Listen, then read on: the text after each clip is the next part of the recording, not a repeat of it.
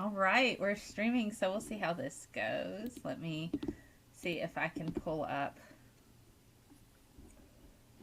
I have a separate chat for restream. Okay, this means I'm going to have to refresh. I just got your notification. I got a notification too, but you know what? I'm already here, so I know that we went live. Pretty I didn't need sure. a notification for that because usually it's like 20 minutes after the fact, anyways. Hey, such such went live 20 minutes ago. Oh Thank you, my YouTube. goodness. Thank you, YouTube. YouTube is a bit slow, but my internet is a bit slow too, but that's all right. Somebody's dinging. Who's dinging? That would be me for the post show for the Geek Room. Ah, okay, cool. I'm a Patreon, but I'd rather as much as I enjoy their post shows, I'd kind of rather have fun with you right now. Well, awesome. Well, thank you. We're actually streaming on Periscope and on YouTube right now. So I have people, Wendy and Ex Abyss on Periscope. Jim Hill just got my notification. How nice! Hi, Periscope people. Hello, people. Is that like a separate genre? Is Periscope people like a separate crowd from your YouTube and your Twitter crowd? You keep them isolated. You don't mix the streams. You don't cross them. Well, what's interesting is the Periscope individuals. If you're not on Periscope, you can just go on my Twitter and watch the stream live straight from it, which makes it really, really cool. So that is cool. It is cool. That's so cool. Yeah, and that's the cool thing about Periscope. Yeah, I actually get way more views on Periscope than I do YouTube, and I think it's largely because they can actually access my video like right there. I was going to try Periscope. I haven't got an opportunity yet. Maybe one of these days. Oh, goodness. But I got to tell you, my hair is ultra soft and nice today, just FYI, in case you care. Conditioned it twice just for like this event. Oh, that's cool. I like that. Well, actually, it's for the Geek Room, but whatever.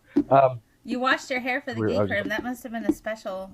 No, I wash my hair quite frequently, but I conditioned it twice, and I left it in there for like an unspecified amount of time. And it's just, it's nice today. Loving it.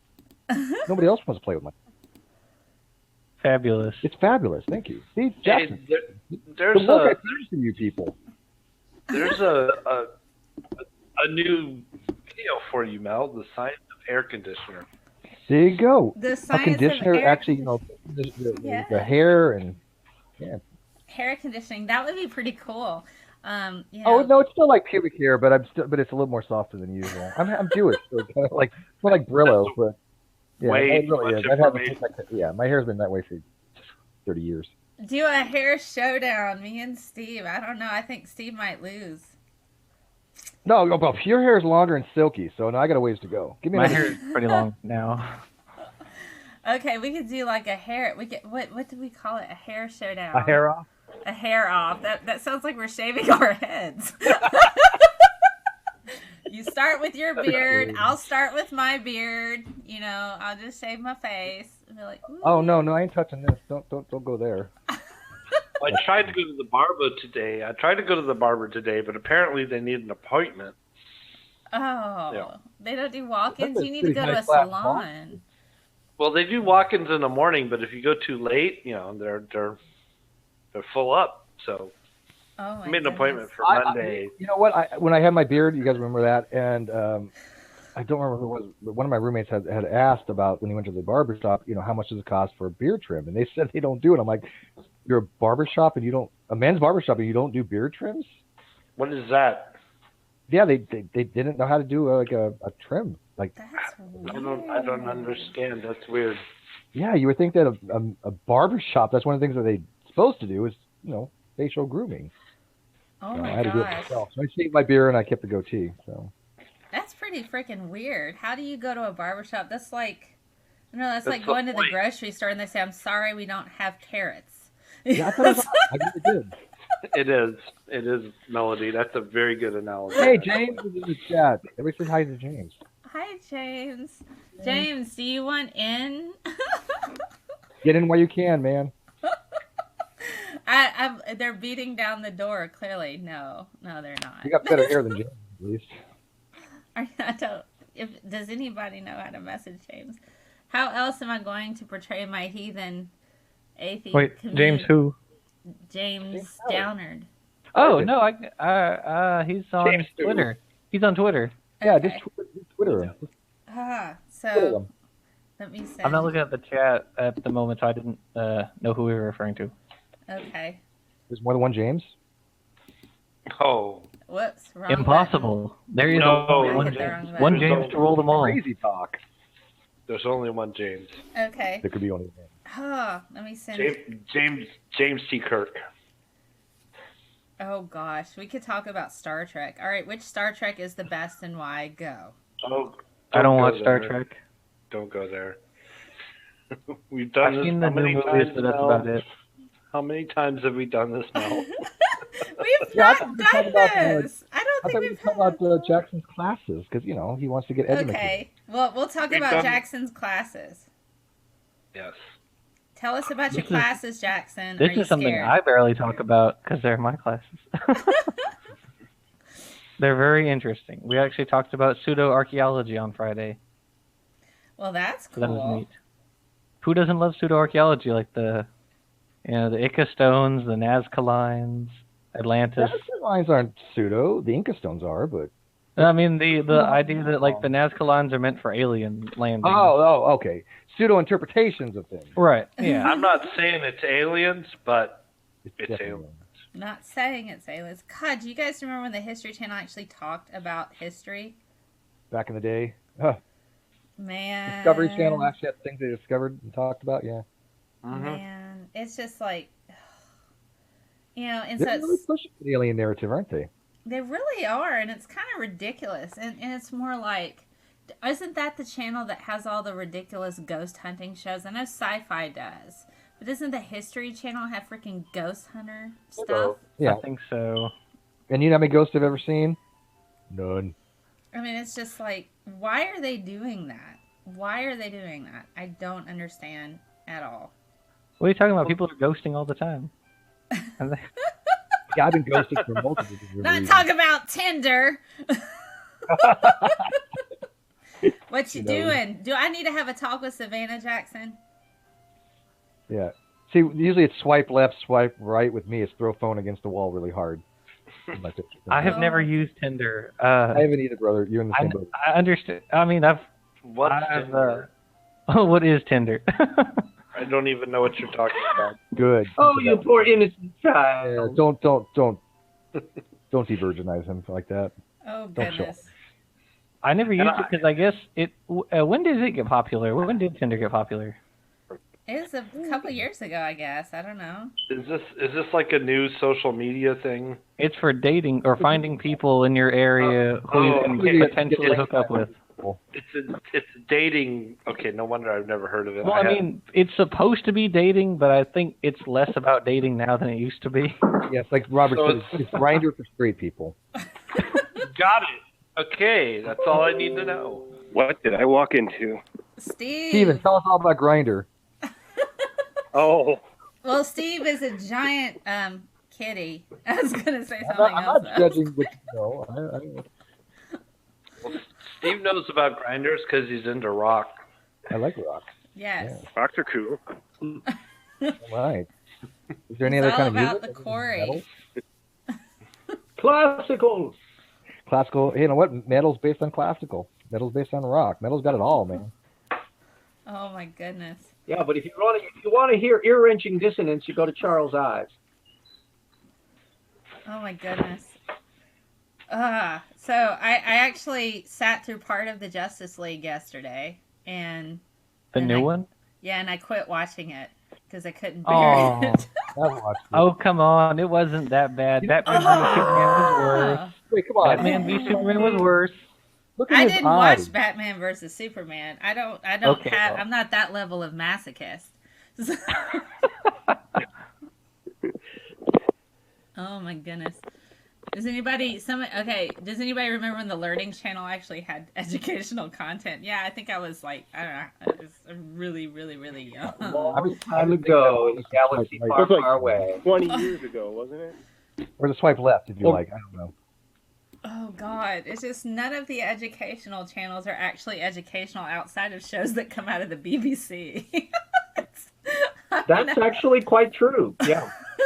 Well, that's why we have your channel, so you have educational stuff.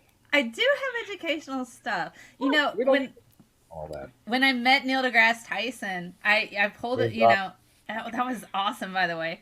And so when I met him, one of the things I said to him, I said, "Could you do me a favor?"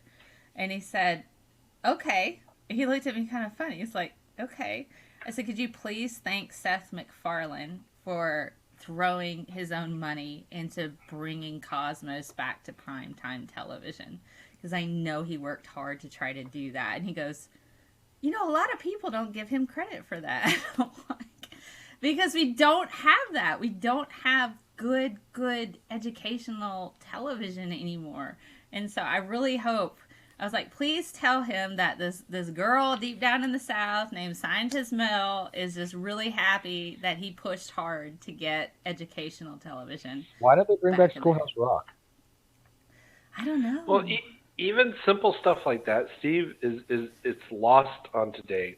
You don't think it'd be appreciative? I mean, I think it would be, but I mean, conjunction, what? eventually, like, lolly, get your adverbs here. Yeah.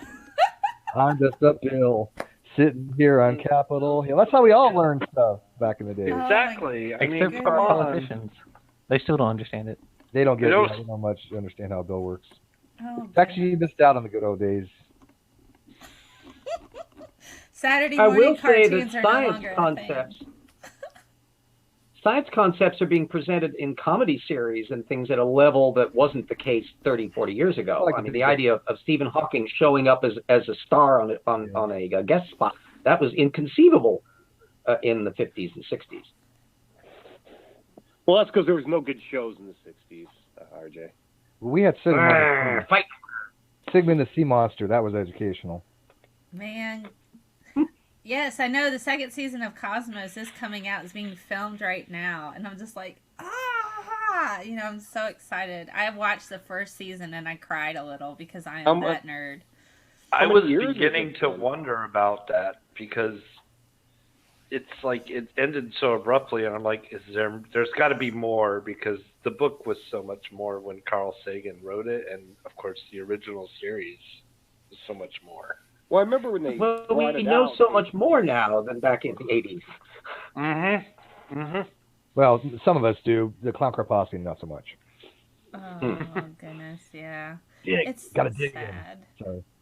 Oh, They're thank stuck you. in the 1600s. Thank you, Robert. I hope classrooms take my cognitive bias series and throw it in and show people how not to think, or at least, you know, these are what we're susceptible to. Everybody has bias.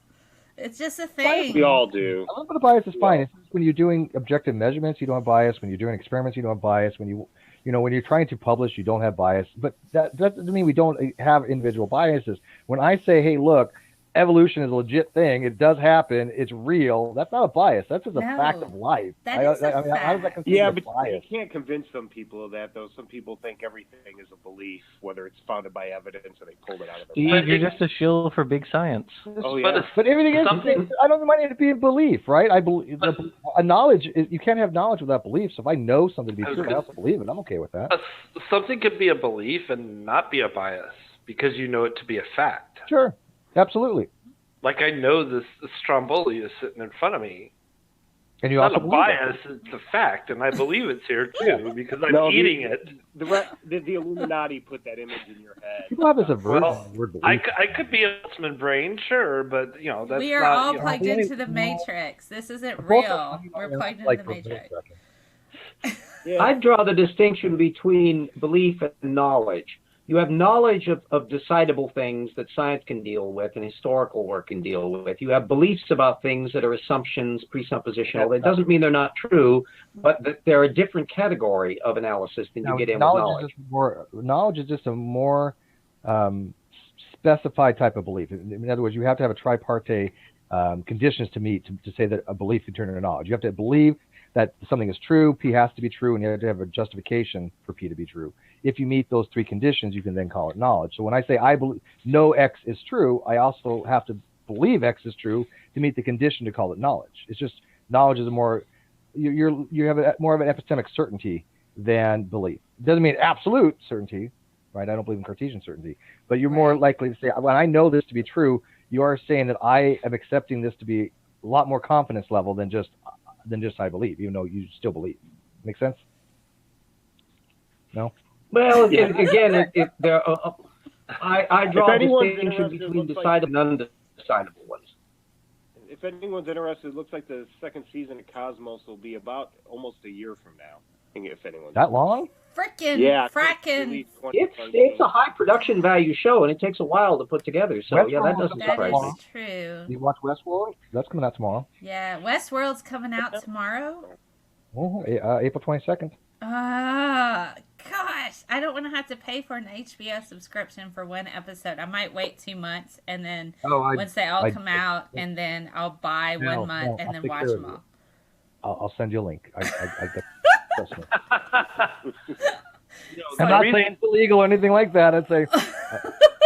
I know why Cosmos takes so long, because it's all CGI and they have to render the spaceship of the imagination.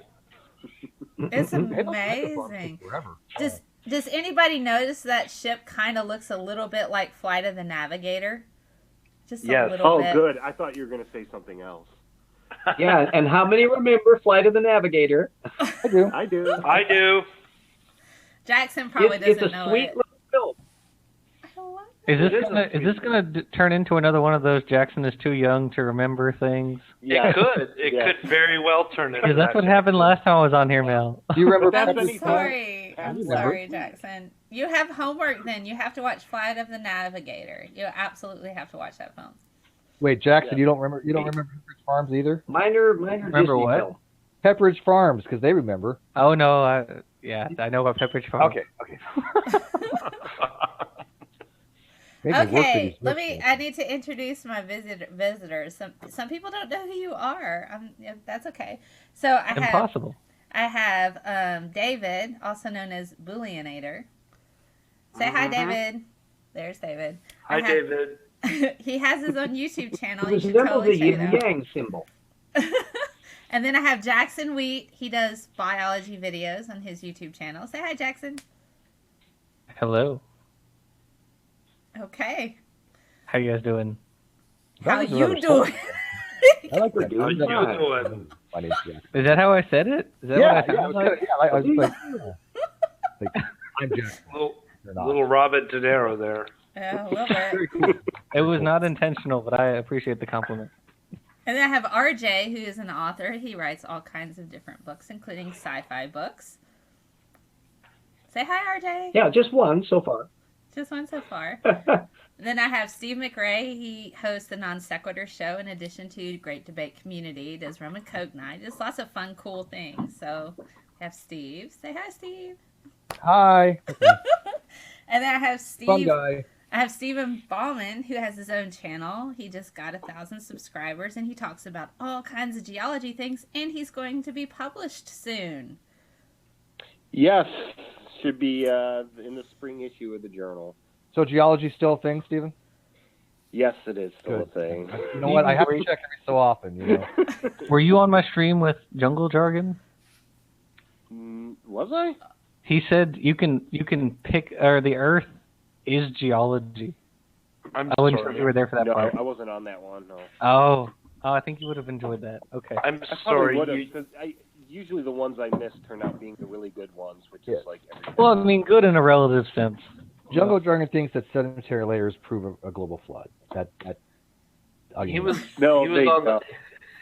on the Faithless Forum thing from Godless Engineer earlier today, and he was doing his whole worshipping object credit givers and all that stuff. You're an object credit giver.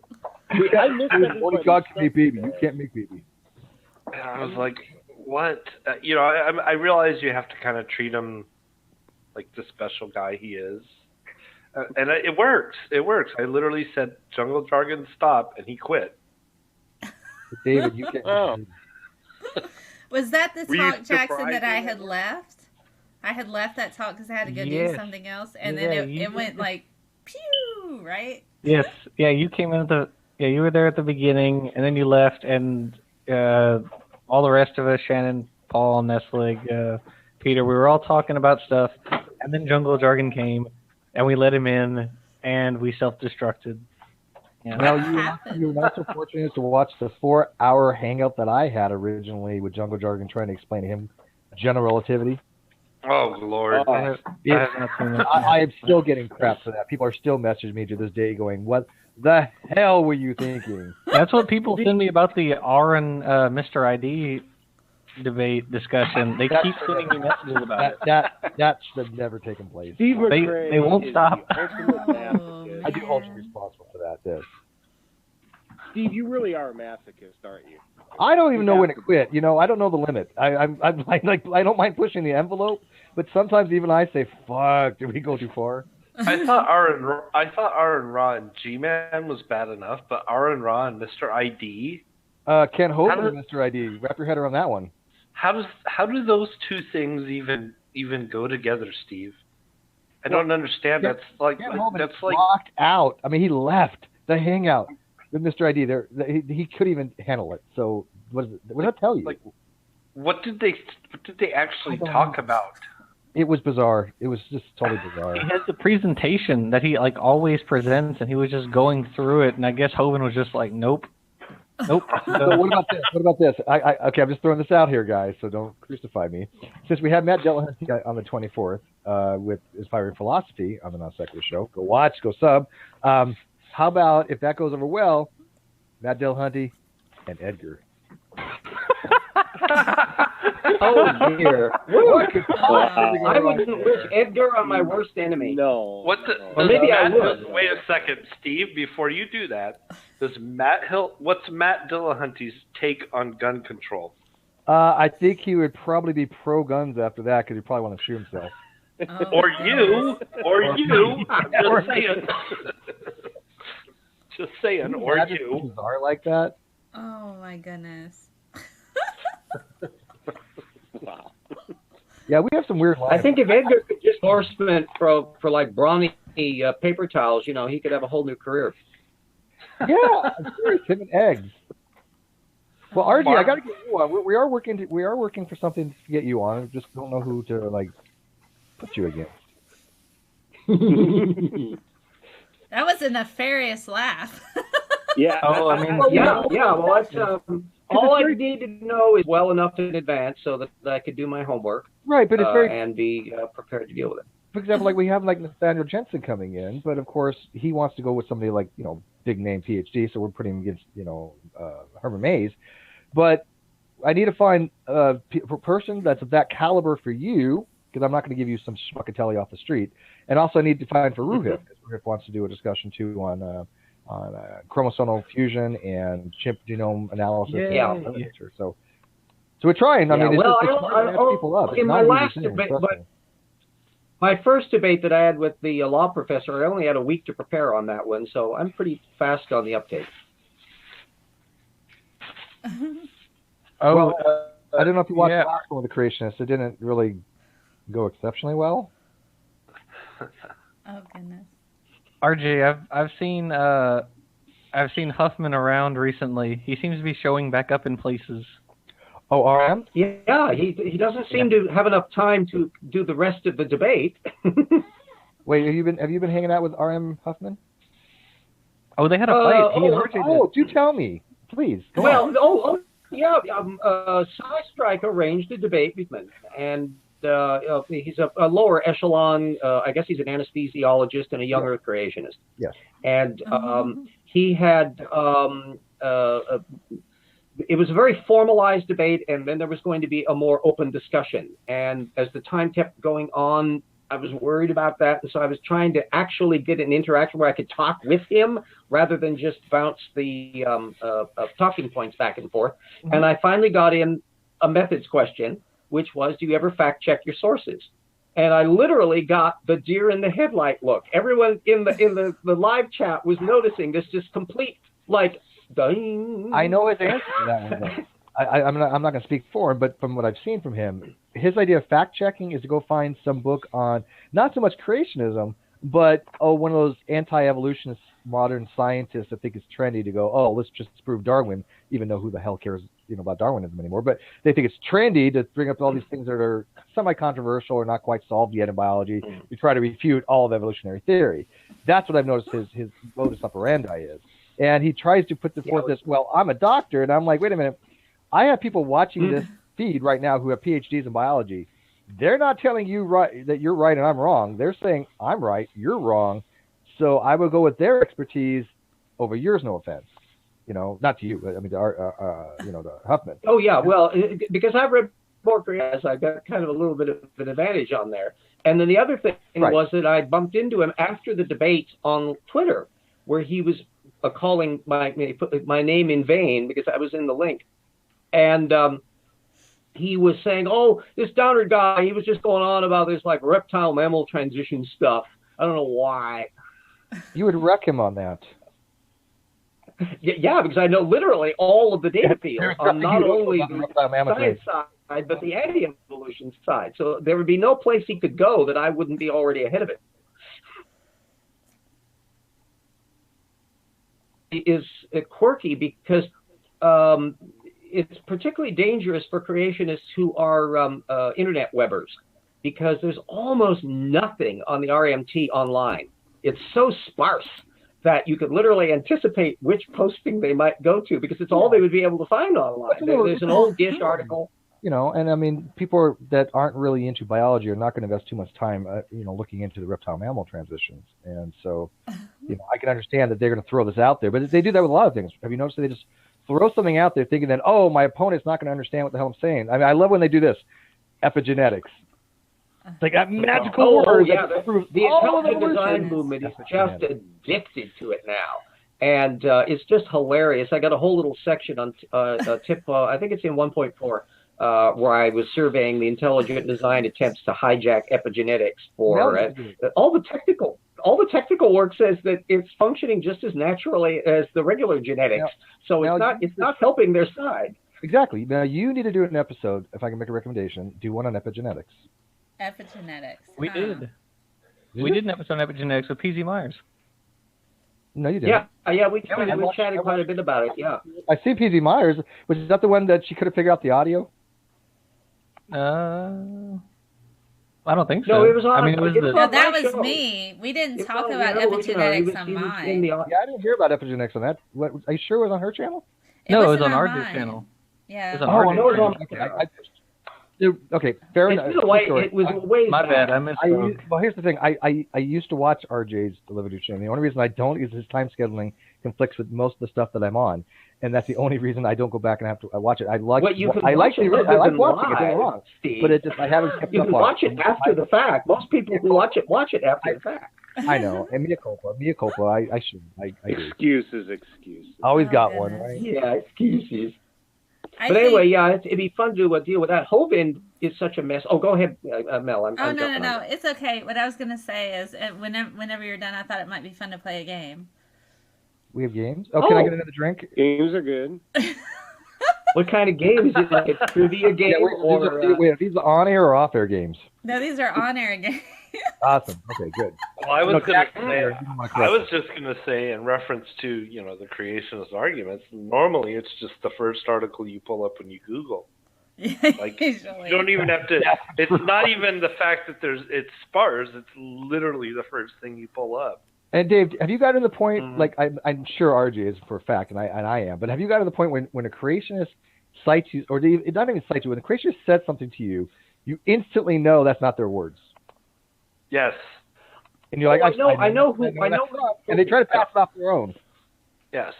Yeah. Oh, there's one, an Islamic creationist, Dawa. I don't know if you've been following him as much, and he's gone through a couple of iterations as to his screen name, but the short form is Dawa, and he basically trawls intelligent design literature. Literally, because at one point he put up a posting of 2 technical papers, and I decided to search out where those had come up together, because they were kind of troping what sounded like intelligent design. And he had one where he even had a couple names he was giving. And I was wondering about who the hell these were. Well, he had taken this from an Evolution News posting from Dembski, not copied down the information clearly enough. Because both of these papers he ended up citing were in this thing from Dembski and Wells that was riffing off of their Design of Life book.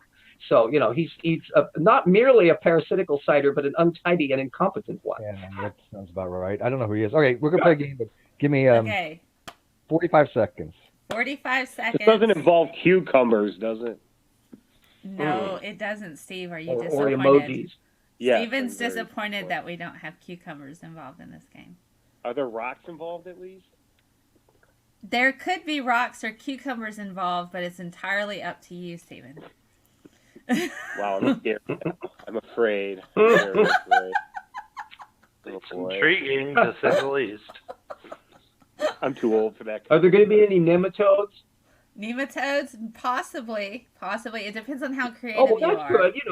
You don't want to go a day without at least one nematode coming up. Yes.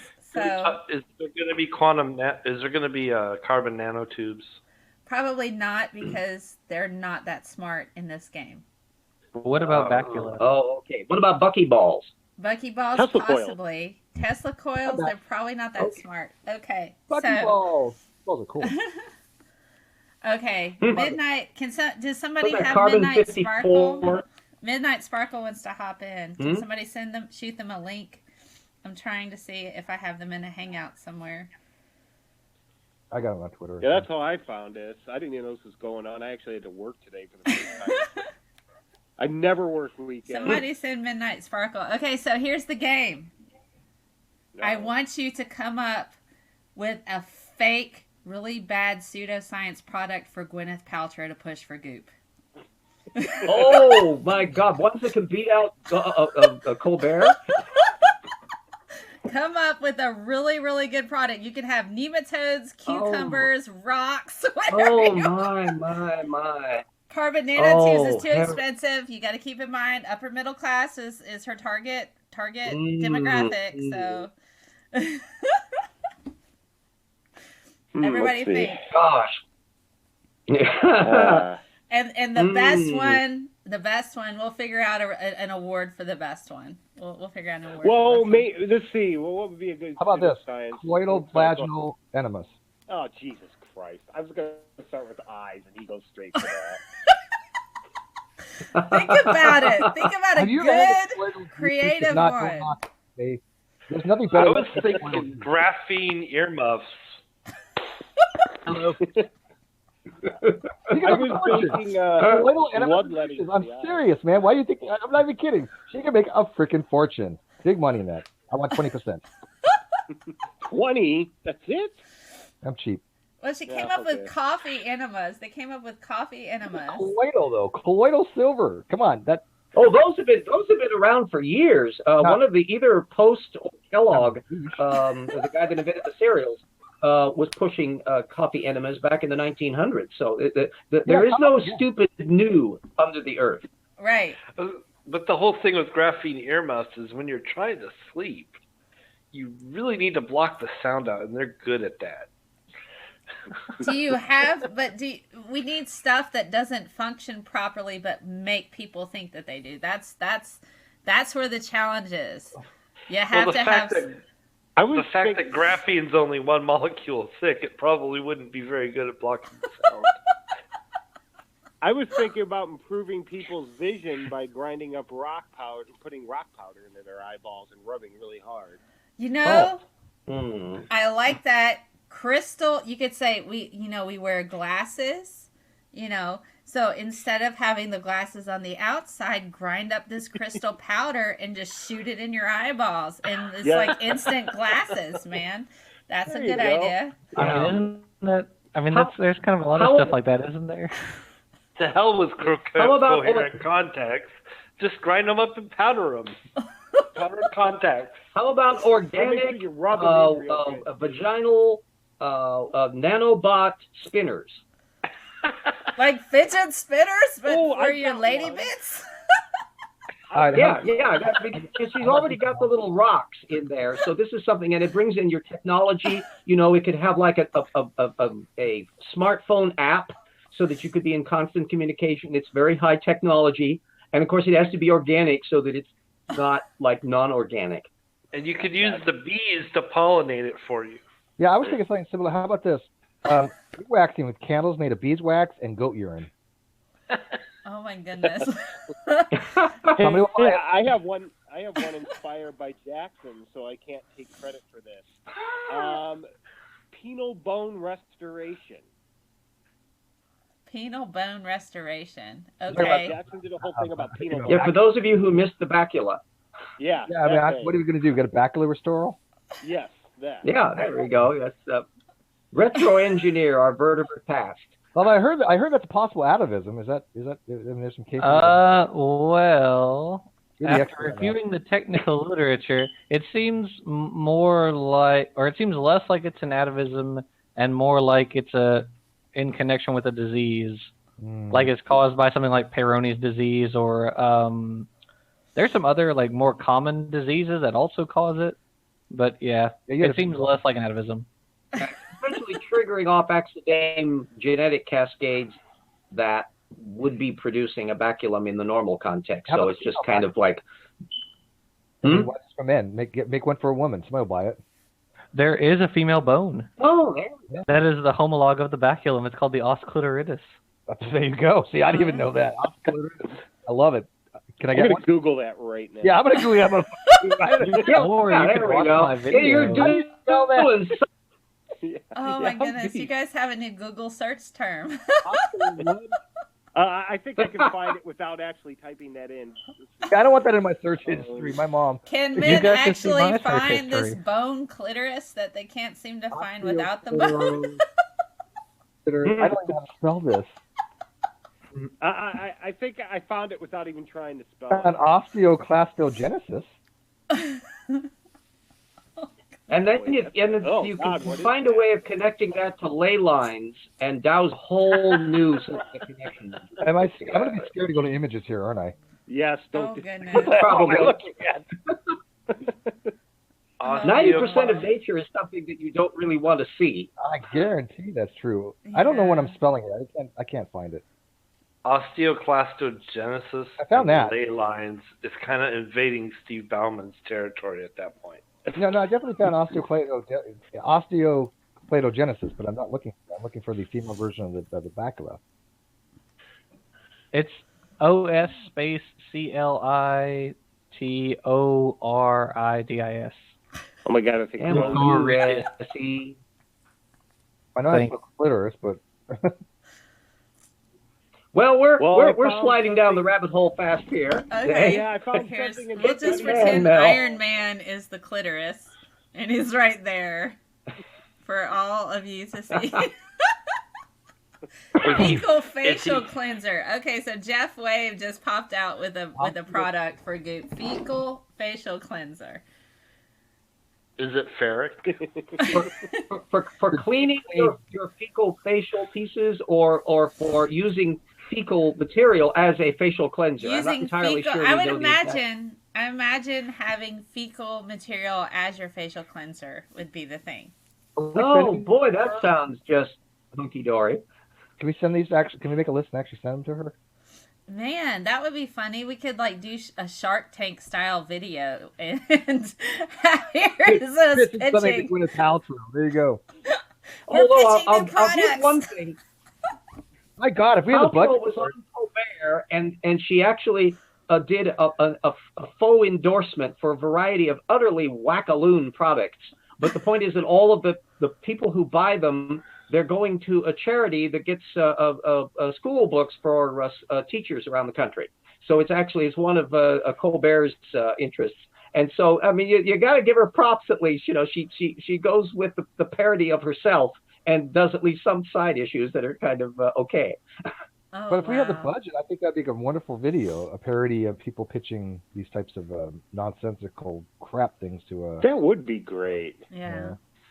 A Have freighter have can. concentrated urine hair therapy. Frater Kaz says we're getting shit-faced, and I said some of us are already shit-faced. Mel, did you take advantage of the information? Yes, we came out of the box shit-faced, and then we just put on enough makeup so you don't notice. What did you say, Steve?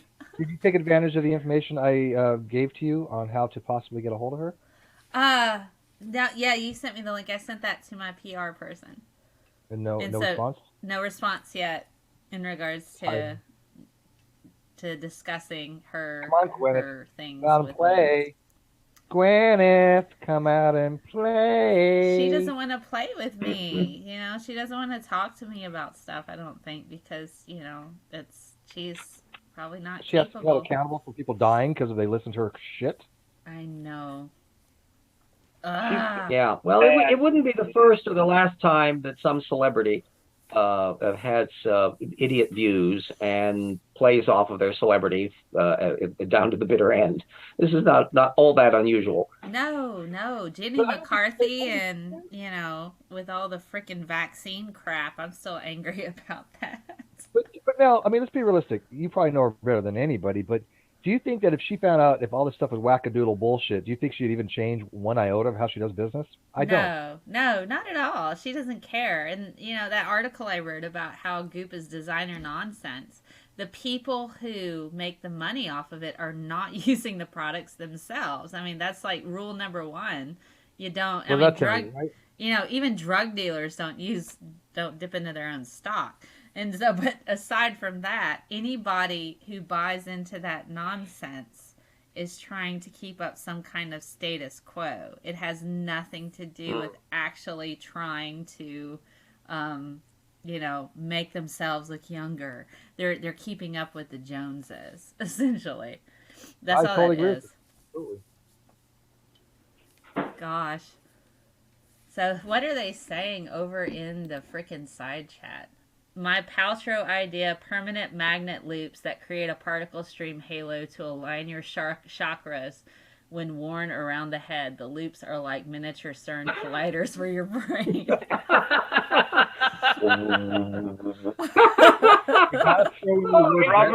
Robert Richardson for the win. Yeah, it doesn't have the word resonance or quantum. Yeah. So. One of the points about pseudoscience is that for at least the last couple hundred years, pseudoscience always tries to dress up its twaddle in whatever is the cutting-edge science field. So magnetic things in the Mesmer era, and electricity, and then atomic, and so you get all of these cutting-edge stuff. So you can presume that whatever is the buzzword, Deepak Chopra uses an awful lot of that side in for his clapperonis. Permanent magnet loops or permanent magnet resonant loops? Think about that, people. Yeah. Ooh. Don't forget to throw a little bit of Tesla in there, and then... Oh, yeah, Tesla. Yeah, throw the word Tesla, and every argument you're instant win. Yeah. Okay, so Tesla, somebody asked me... Somebody asked me, how am I knowledgeable about drug dealers? All right, how am I knowledgeable about drug dealers? Once upon a time ago... we've all been in college. We've all been to college. So. We've all been to college. I actually lived 2 doors down from a crack house for a while when I was a young adult. And DJ Paul from 666 Mafia had left that house and crashed a party of mine. This is like, you know, it was mostly us, you know, people just hanging out, and he crashed a party. DJ Paul from 666 Mafia. I didn't even know who he was. He was just like showed up and said he was with somebody, and then somebody pulled me aside and said, "That's DJ Paul from 666 Mafia." But I did actually live 2 doors down from a crack house, and I didn't know. Huh? He taught you everything that you know about drugs now? No, what I'm saying is I didn't know.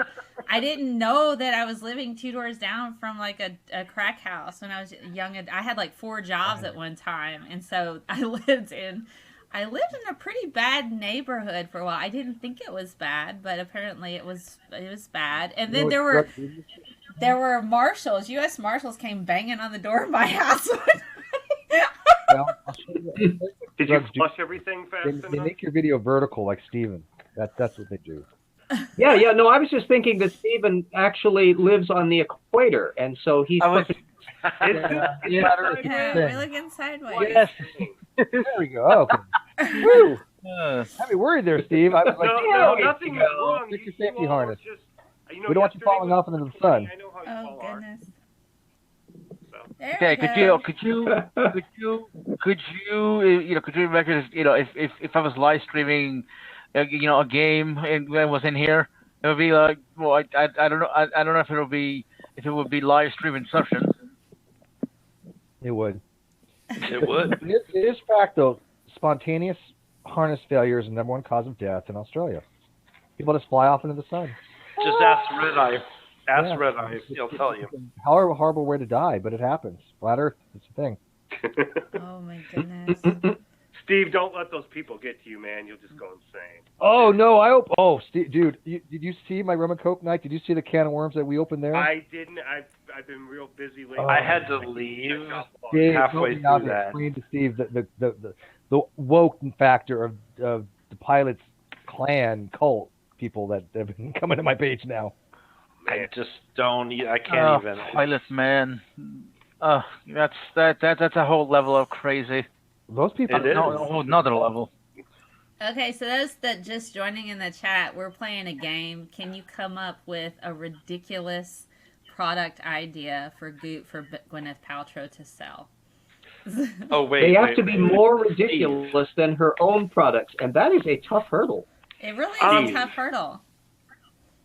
Steve. Yes, David. Can we bring Dolo's nonsense into what she just asked us? Well, Dolo does. I don't know if he has any physical stuff. He does readings and he does astrology, which he doesn't know the meaning of a word. He honestly doesn't know what astrology is. He actually said that the planets don't affect our lives, but astrology is a real thing. So I don't think he understands what astrology is. But he doesn't really have any products that I'm aware of. I'm assuming he's riffing off of just tropical astrology, Western style. Yeah. He's woke. That's all I gotta say. He's woke.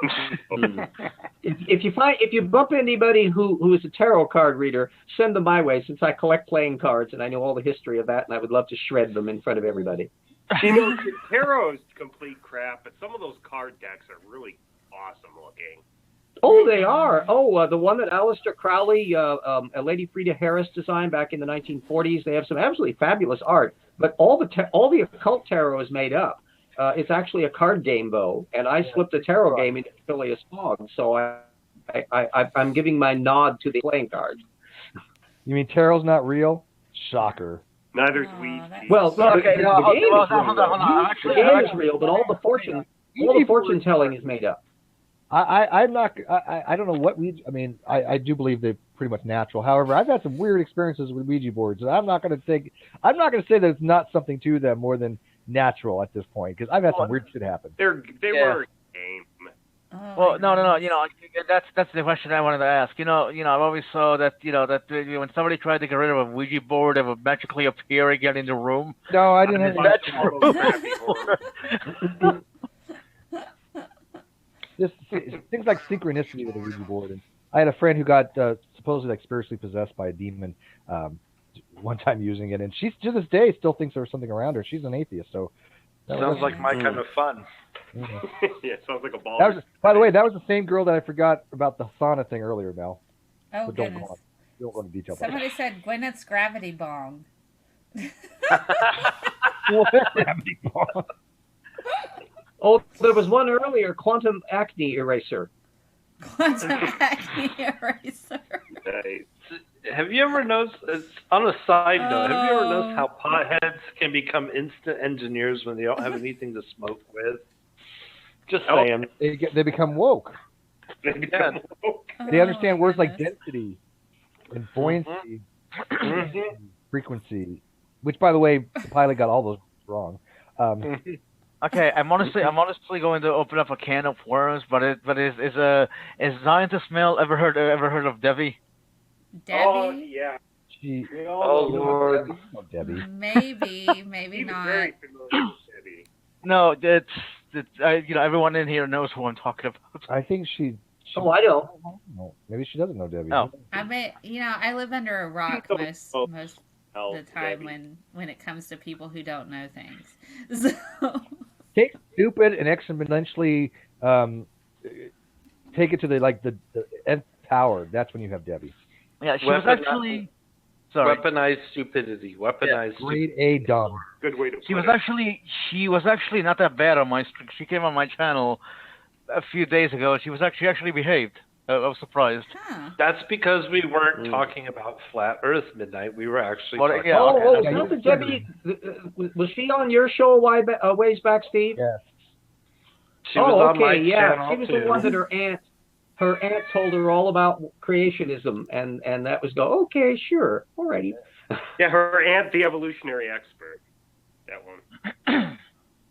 Yeah, I can also. I was screaming from the side chat, ask Methods questions! Well, she's like, I've studied flat Earth for like 2 decades. Okay, well, let's talk about geometry. Well, I never looked into the geometry. Okay, let's look at astronomy. Never looked into astronomy. All right, let's look at basic physics. Well, I don't know anything about basic physics. Then what the fuck have you studied for 20 years? I don't understand. Goodness. She She said 3 years. I don't think she's old enough for it to be 20 years. She's pushing 30 something. I mean, That's not a recent picture, my friend. I don't know. No, it's not. I can pretty much guarantee I don't think she's a MILF. No. No offense, but she's not that good looking anymore. Why would I be offensive? Why would I take offense to that? I'm not a MILF either. Steve, you're pretty offensive. I can be, yes. I'm just pretty, though. I don't know. Isn't that kind of what all people say who like have no conception of a subject and studying it for years? Right. Dunning-Kruger on steroids. Oh, goodness. Overconfidence bias. MacArthur Wheeler, whatever the hell he is right now. I still can't believe he tries to rub. He tried Let me rub lemon juice. It's like, let me interject my confidence as opposed to your experience, because obviously my confidence means more than your actual experience. Welcome to the world of being a woman on the internet that has intelligence. Hello, thank you very much, live chat. Thank you, Bo. But Melody, it's like somebody took a picture of Cindy Crawford. I mean, it's not that severe, but you know, it's an attractive picture. She puts up as an avatar. Okay. From 1998. Yeah, exactly. It's got to be at least 20 years old. Yeah, it's not current. It's got to be the 80s at best. The only person I think that was probably dumber than her, remember that Betty Von Velsen chick? Oh my lord! The person you think that you could actually see the same star if you face 4 different directions. So if I'm looking north, I can see a star, and I turn around 180 degrees, and I can see the same star. That's what she believed. Sean Hufford had her back on. Why? I don't know. Sean Hufford. Good question. Why is anything? He thought the Earth had its own illumination. Sean Hufford is a glutton for punishment. That's all I got to say about Sean. Where do you go with somebody who thinks the Earth has its own illumination? I don't know. Can't. That kind of stupid is. That's okay. Illumination? How? Because I mean, if that's a pretty broad. because reason. I am honestly I not mean- surprised. I mean, you look at the kind of videos that like Logic pulls in, and it's not hard to believe anymore. No, it's not. I found new videos. Have you guys seen this? Oh, if you haven't seen this, go check this out. I'm not bullshitting. There are videos out there now, and I'm subscribed to these flat Earth groups, so I do see what they put out every so often. The new thing is now they go around and they find mountain ranges, and they try to find like what looks like maybe like a face, like the sleeping Indian that's prevalent here in Southern California. They try to find something like that, and they see a face, and now that's proof of sleeping titans that used to, You can ask RJ about this. Yeah. Don't let them know about the sleeping giant in Ontario, because they will. By a weird coincidence, that figures in the second Phileas Fogg novel. It's up in Thunder Bay in Manitoba.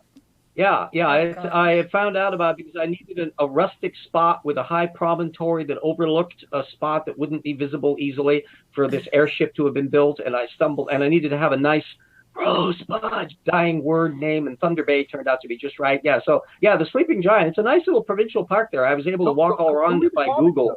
These comments are like, oh my God, this is so beautiful. This really proves a lot of things, and this makes all sense. And I'm like, okay. Yeah, Just like that idiot who thinks that devil's power is a tree trunk. Yeah. Yeah, I was going to say Plateaus. This is what I want you to do. Stuff. Plateaus are tree trunks. Yeah, Steve's a geologist, so this is up his alley. What I want you to do is make a video, and I want you to go and find mountain ranges, and I want you to show things like penises and boobs. Oh, I can do that. And airplanes. What is with the fascination with phallic? Because if they're gonna say, hey, look, these are trolls. I want him to show that you could find any kind of pareidolia in mountain ranges. There's some penis. good Archean exposures at Wetmore Landing in the UP that really looks like a big cock and balls. Actually, looks more like a chode. Yeah, so I mean, I think that would definitely demonstrate something. You can formulate some theory around it, Oh my The goodness. gods inseminated the earth, and It just goes to show that despite all the availability of actual information, that there are always going to be people who suffer from cranial blockage of the rectum and will believe just about any cockamamie stuff. Okay, somebody just points out the Grand Tetons. Bo just said phallic fallacy. That is the thing that exists, I think. The phallic fallacy. I am definitely going to do that video. We have a lot of outdoor adventures. It might take a while. That's fine, as long as you give me a proper attribution for the idea. That's all I ask for.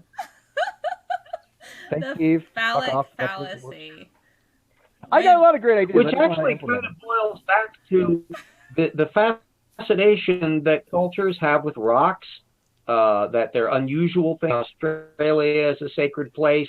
Machu Picchu is built in a location where they can see a bunch of... And so you can see how various rock lore and the culture of making megaliths that popped up in Europe and ran for quite a few thousand years, and bringing particular types of stone where they went into an awful lot of effort to drag things long distance to be able to put the things because they thought they had magical properties and all the rest. So human beings, this goes way back in our resonance with things, which connects up with goop and Gwyneth Paltrow, with a fascination with rocks, with amazing properties and all of that. It probably fits into a lot of the kind of essentialist thinking that humans are prone to. And rocks have a kind of solidity, gemstones, all of these things have they're like a physical objects, and yet they have weird features to it that's unlike the lump of coal.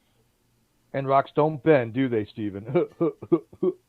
Oh my They get pretty hard. Oh, I got a new one for you. How about this one? This was somebody on Twitter that advocates this. It's one of his paradigms.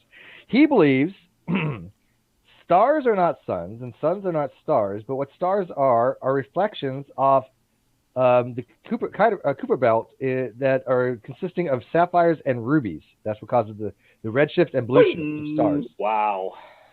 Boy, there's some original thinking for you. And I'm not even exaggerating. That's off his page. I did by memory, but that doesn't surprise me at all. That's the seat of the pants inventor types. That they make up their shit. They have their little epiphanies on their own. This guy believes. You just insured my hangover, by the way. Oh, drink it up, man. This gets worse. He actually believes that climate change is due to the fact that hell is expanding from the center of the earth, and as hell approaches us, it's getting warmer, and eventually Lucifer is going to take over dominion after it's too hot. So it's acclimatized for it. Okay, all I've got to say, if it's the Lucifer from the TV show, I might be okay with that. Oh, he is fine. I don't see a problem with this then, because I really like that show. I like that show. I like that show too. That's Maze is awesome. That's my girl. Though the one thing you can learn from studying human behavior over a long period is that no matter how preposterous or harebrained it is, there's always going to be a few people who can believe it. Oh, goodness. That's yes. true. That's the weirdest thing, isn't it? It's like no matter how much concocted bullshit you can come up with, somebody's going to go, that makes sense. And you're like, no, it doesn't. Yeah. And then you get in the aspect of there's a filter mechanism that cults become religions, and then they now have tradition going behind them. So you now have people who continue to do little niche, peculiar things, but it seems perfectly normal because, we've been doing it like for 1,000 years. It must be right. The cult of Mel. The cult of Mel. I would be okay with starting one of those. I would be Worship all right. her or die. Worship me. Make sure it gets monetized quickly so you can make some.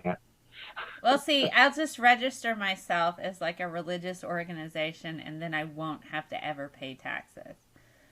Do you believe in work for yourself? Scientology. You got faith in yourself? There you go. Yeah, I Qualify. have faith in myself. That's enough. You have to pass a test. All the time. Here's the thing. I don't know. I think, so I used to joke a bit about if I were able to generate a zombie virus and release it on the world. I'm ethical, so I would have a vaccine made in advance, but I would release it on the world. And here's what you have to do. If you want the vaccine, you have to be able to pass certain tests. We have a personality test, we have an IQ test, and we have an aptitude test. All right, you have to get at least 2 down. But if you're a jerk, you can just forget it. You're not going to get the vaccine. Jerks are screwed. There you go. They're just, you're just not going to do it. And so, but there's a loophole. If you're not able to contribute to the New World Order, and you go out in the world for 2 years, and you survive the apocalypse, the zombie apocalypse for 2 years, and you come back, I will give you the vaccine because natural selection has selected for you. I think that's fair. You have to pass a test and show. We need artists, we need dreamers, we need scientists, we need engineers, we need all of these individuals working together. If you're a jerk, forget it. Yeah. But then who's going to run for politics? Yeah, Mel's version of genocide and mass murder. Awesome. But I'm ethical about it. Sometimes can also be jerks. Yeah, the terrible irony is the flat earthers and the dumb fucks, they're going to end up surviving. Just out of pure shit, God favors the dumb, when it comes to that. Angels watch out for the foolhardy people. So I'm not actually for genocide, no, but that I used to often use the zombie apocalypse. Dumb people got a rape, not genocide, okay? Yeah. They will weld steel plates to freaking muscle cars and live through it. That's exactly how it would work. It would be like Mad Max, for crying out loud. Oh, goodness. Well, that was why Darwin was opposed to war, because he was saying that warfare was killing off people at random rather than as a rational selection mechanism. So the odds were that clever people were probably more likely to get through that because of the accident of thing. And World War I was a horrifying testament to that. You know who should be the first person to die? The mofo that thumbed down this video. I'm going to find you. Oh, there's a thumbs down? Yeah, that person should Yeah, there is one. There might be one. It might be G-Man. G-Man's mad at me, and so is True Empiricism. They're all mad at me. Yeah, I agree about that. And you know what I got to say about that? Don't care. I don't either. Their butt hurt. Exactly. Who cares? I have no caring about that whatsoever now. Straight up. Not even nothing. What's funny is I've never really had a conversation with him. I got into like a side chat with True Empiricism. I guess he has like 3 or 4 YouTube accounts or something. And so I'm like, oh, is that who you are? And he's like, well, yes, I don't know who you are. I'm like, yes, you do. You had an entire hangout just bashing me. I was like, where's the timestamp? I'm going to hang out, but I mean, you do obviously know about him. Yes, I mean, I've never been in a hangout with him or G-Man, but they had like a separate hangout, and then they said I had to make him a sandwich and all kinds of sexist comments, and he's like, that's not sexist. You make good sandwiches. And, I'm a chemist, but they said I should be in the kitchen and not doing science. I am doing it, but Kyle is a chef, so he's not gonna say, but still, it's just like. There were sexist comments to be had, and he's just like, I need timestamps. So, like, I hadn't watched your video. I don't care. Ask other people. Wow, a bunch of religious, evangelistic, young earth creationists who are sexist. Shocker. Sorry. Go figure. Bible literalists who are sexist. Yeah, actually, the fun thing that I've always been fascinated in following the Flat Earth bunch are to try to find the exceptions to the rule. That your standard Flat Earther will be a creationist, young earther, geocentrist, and be highly political conservative, and so forth and so on. So it's really the interesting ones that are the exceptions to that very, very tight demographic. You're right. I you know what? We should be appreciative of the exceptions. Where are they? Yeah, they're not many. Not any. Oh, It's my really hard to goodness. be a flat earther unless you are dogmatically driven to it by your theology. Man. Yeah. Well, that shut everybody up. Sexism is no laughing matter, people. Yeah, right? I don't know if you guys noticed on Twitter, there was cleavage gate going on all last week. No, what? You Cleavage missed I'm it. not on the that. Twitter. Yeah, I didn't. I must have missed that. Oh my God. Okay, so last Monday, I posted saw a them, though. picture. You saw cleavage I, gate. yeah, I saw your whole fight with that stupid guy. Yeah. That was just one stupid What are you guy. talking about? Okay, all right. So last Monday, all right. So I'm working out in the gym now again, and that's part of what I call my self care and it's hard self care for me because sometimes I just don't want to go to the gym, but I know I feel better afterwards. It's good for me. It's one of those things you don't want to do it. But after you do it, you're like, I'm glad I did it, you know? So I was sharing that moment, and I didn't notice that I had cleavage that was visible because I'm not aware of my cleavage 100% all day, every day. Because it's like my arms Shocking. or my legs or my hair or my Worry nose. about cleavage? Is cleavage not acceptable? Can you not? I don't know. And so somebody made a joke about my cleavage, and there were other comments about my cleavage, and I didn't like call out every single comment because I don't have that time. So I posted an example. I'm like, okay, look, here you go. And I'm actually very, not emotive about it. I'm just like, what are you trying to say? He gets mad and says that he wasn't commenting on my cleavage. He was just making a joke about all cleavage, but it was a direct response to my photograph. Then he calls me a bimbo later on and said I posed like that on purpose. Another guy said, this is a trap. You're trying to trap people to say things about your cleavage, and then you get mad at them for saying things. This is a forbidden area, and if you show a bit of a forbidden area, you're going to get comments, and nobody's fault. I'm going, oh my God, this went on for like almost a week. This was like 4 days. No one ever wants to see my cleavage. Yeah, cleavage is pretty tame. I wouldn't even think twice about it. I guarantee you nobody wants to see my cleavage. Yeah, I don't even know how to say. RJ, I demand to see moobs. But it was like, how is that? I got chest hair. It escalated so quickly, and so I used it as like a teachable moment to say, okay, look, this is why I don't call out every jerk, because it went from, oh, you can't take a joke. Oh, you did that on purpose. Oh, you were just showing off, you stupid bimbo. And I'm just like, you must be wake up every morning and get mad at. And I'm just like, I had not responded to the man for like 4 days, and he just kept going. And then other people reported him when he started to get way more aggressive. On people.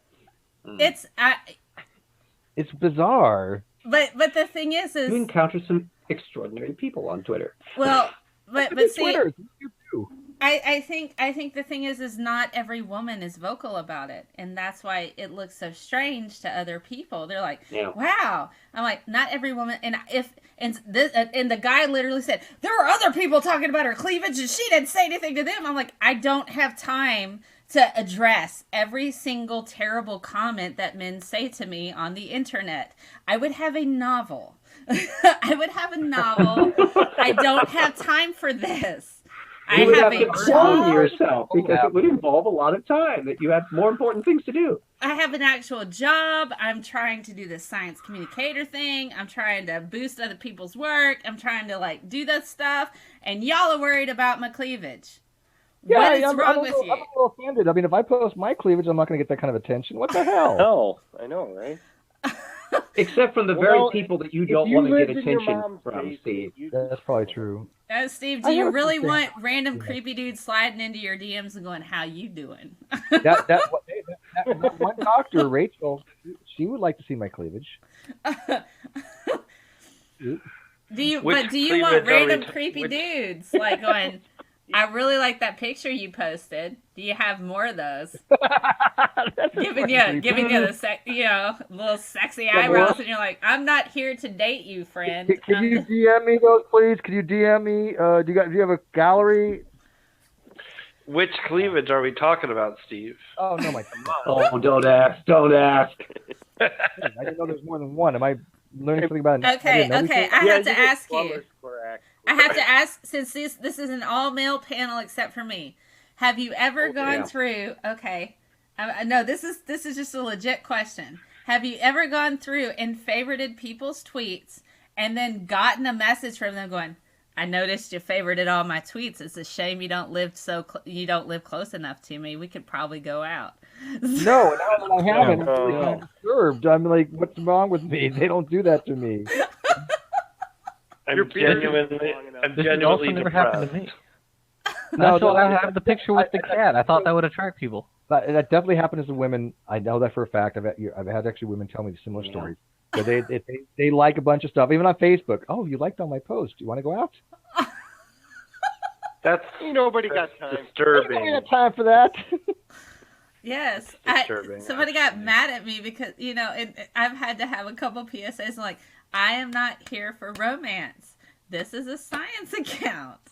This is not an adult account. It is not okay. Hey, Mel, if you want, I could take a picture, or my girlfriend could take a picture of me when I have plumber's crack, and you can use that as your avatar on Twitter. or as a potential threat. Speaking of cleavage, Stephen. Yes. Plumber's crack is exactly what I was talking about. That's what I thought you were talking about. Oh my goodness. I would just show him a picture of Steven and say, "This is what I look up before I go on air." That'll turn people away. Oh my goodness. It's just weird. I get really, really unusual messages from individuals on my science account, and it's just I have gotten this and multiple times. When if somebody follows me, I try to follow them back on Twitter, right? I think it's a nice thing to do. Called common courtesy. Yeah, I got no problem with that. And so when I see something like I got like 20 likes or something on a comment, and occasionally I go, I don't recognize a person. I go check them out. And they got 3 followers and they're not following me, whatever. But if I see somebody, that looks like, they're following me and they look like they're a cool person, I'll follow them. And then I'll get like a DM saying, I can't believe that you followed me. I love your stuff. I love your channel. I love the Non Sequitur Show. And I just like swell up in pride. And I'm like, that's sweet. But I don't get anybody going, hey, I wish you could live closer to me so we can go, It always Steve, I'm going to defaults start a fake Twitter account and do that to you. Yeah, no shit, right? The last girl I was supposed to go have coffee with stood me up. Aww. White. So that's a shame. It's usually the opposite. Why don't you live farther away? I get that. Why are you watching me? That's what I get. Oh God, it's I get served twice. That's not right. No. First time she was supposed to come over to go do something and look at something, not as dirty as it sounds. The second time we're supposed to go out for coffee, and both times didn't happen. That's a shame. The sad world. What do you have, Dave? Hmm? Dave's passed out. Dave, are you? Yeah, Dave, you there? I'm Dave's kind not of here, man. Dave's not here. No.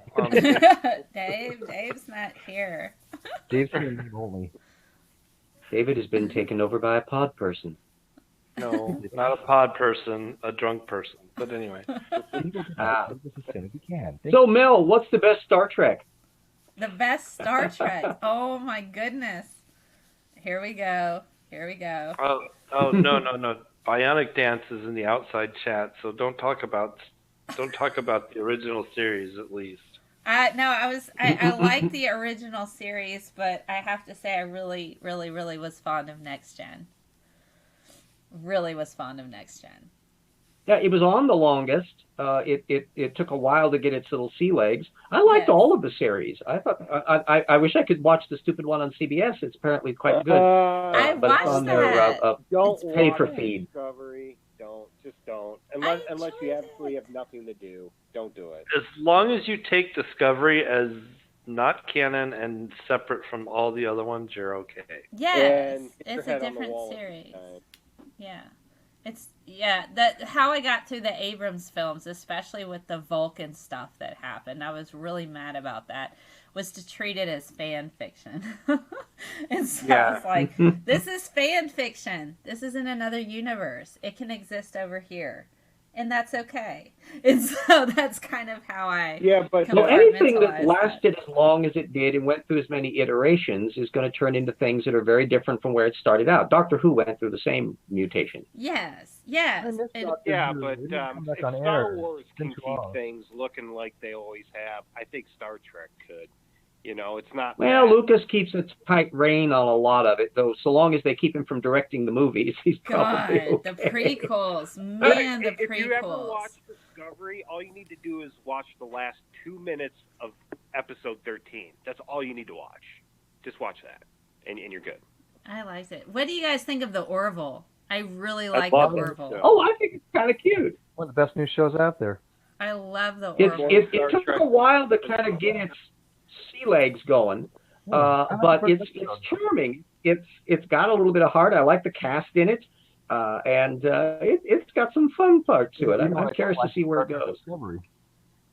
I love the Orville, and I just thought it was great. But you know, I do crush a bit on Seth MacFarlane, so I crush on him a little. He's got a great voice. I know, he's so dreamy. And he has a nice voice, and he's smart. The intriguing thing about the Orville is that they don't have transporters, so that puts it on a lower cutting level than Star Trek, which is the most advanced of the bunch, because they got transporters. So much from Star Trek. Come on. I wonder if they're going to get Patrick Stewart on the Orville at all. Well, they've already had a couple big names. Yes, they had Charlize Theron. Oh, I think probably as guest shots. I think if the show continues, it'll be the sort of thing where, as the same thing would happen with Doctor Who, where large name actors will just kind of like doing their little guest shot on the show.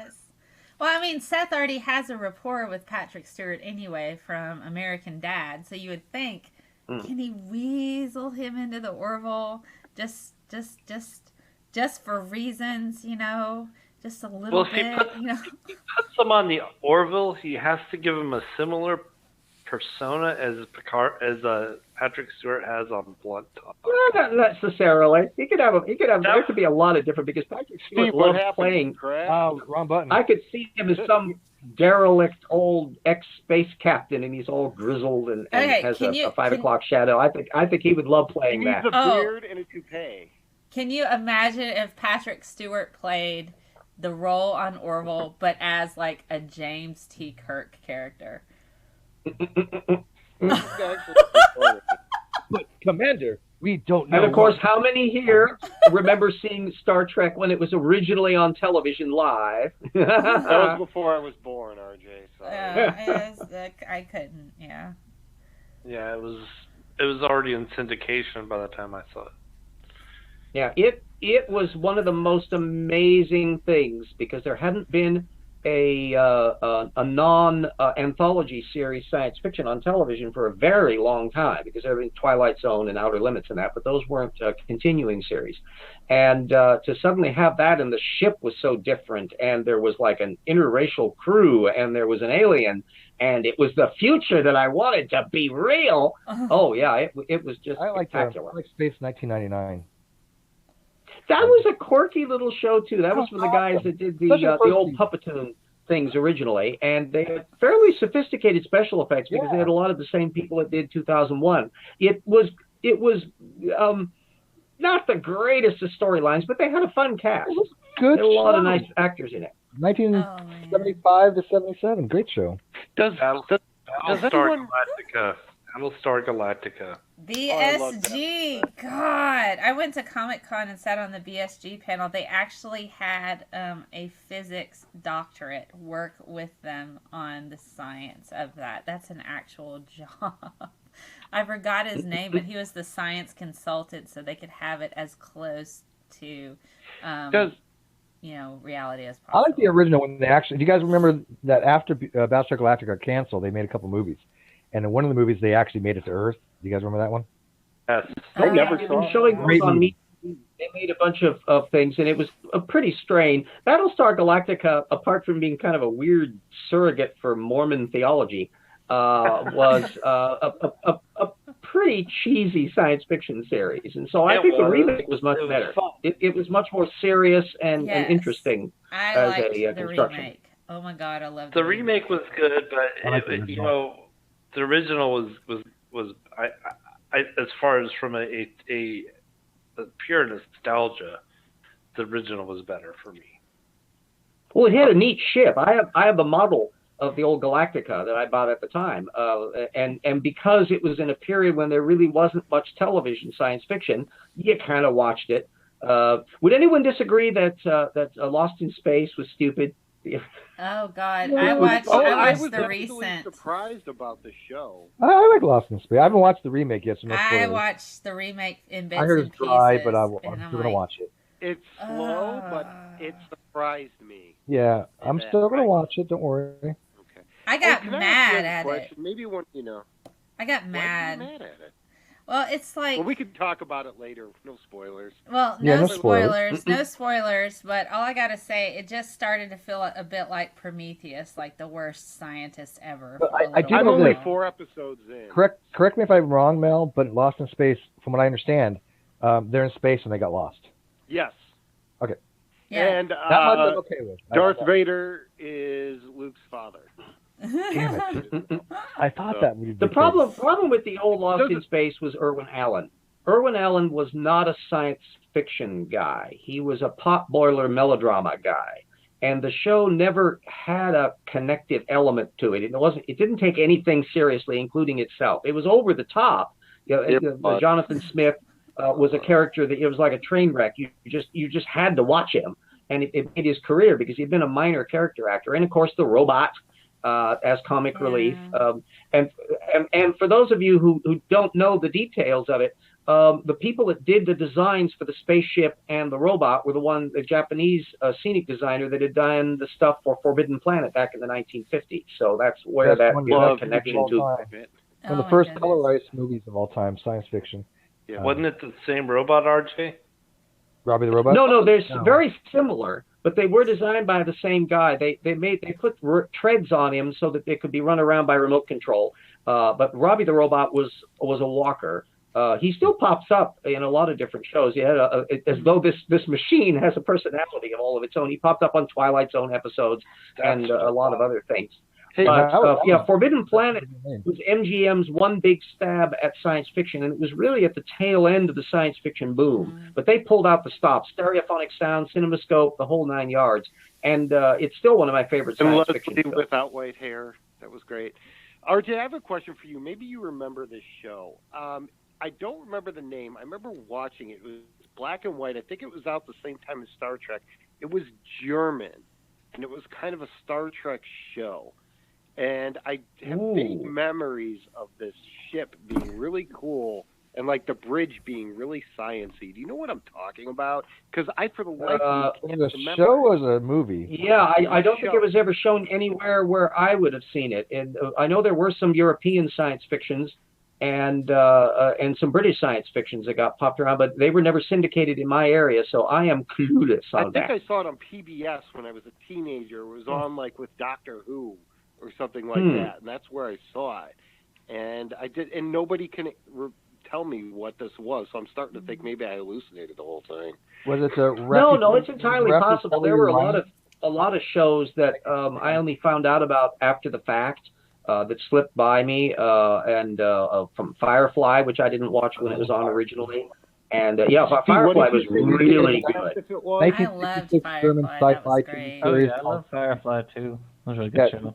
1966 German sci-fi TV series called Rappuccioli Orion. That might be it. Is it black and white? Yes. Yeah, I found it for you. Oh, thanks. Yeah, there's a whole. Thank you so much. There's a whole bunch of science fiction that was done in Eastern Bloc countries during that period too, and I've only seen tiny little snippets of them over the years. So there's a whole genre that intrigues me because there was an awful lot of science fiction groupiness about in Czechoslovakia and in the Soviet Union, and that you find that as kind of one of the little dirty secrets of a lot of their science fiction elements. Usually it was a futuristic world where there was socialism and all that kind of stuff. So it was a natural by-growth, but very little of that's available for viewing, even on home video. So it's one of these days, if I could ever get around to it, explore. Steve, you're right. That is it. Thank you so much. I'm looking at the picture and I'm like, oh yeah, okay. I'm just glad I didn't hallucinate the whole thing. I love how long was it on? And I can't remember it, and also find out what it is. Logic that happened. Was it dubbed? I'm assuming it was dubbed into English, right? Yeah, it was what I saw. But it aired, I think, the same year as Star Trek, 66. No, Star Trek was 66 to 69. I don't know when it ended. Yeah, I'm looking at it right now. Would you be awesome and give me? Oh well, Jade just put it in there. Thank you, Jade. But can you give me a mod chat anyways in live chat so I can put links in? Oh, okay, sure. I hadn't realized I had. Okay. Yeah, give him the wrench. Give him the wrench. I suck. I have to. I'm like, yeah, it's like the only channel I don't have mod control. I feel so naked here. I have to do that on my actual. Hold on. Let me see. Not that one. That's the wrong button. I will send you. I will give you mods. Oh. Yes. I will say one thing about while you're doing the wrench there. But one of the neat things about Lost in Space was the fact that John Williams did most of the music for it. Oh yes, John Williams is awesome. Yeah. He did by the way. And chunks of it, and they occasionally crib music from their stock library. So once in a while, you heard little snippets from Day the Earth Stood Still, and that pop up because it was in the 20th Century Fox archive. I want to put a shout out to Bionic Dance real quick. Sorry that you were having internet connections the other day. I got your message. Fix that so we can get you back in the Hangouts. She was having technical issues, but.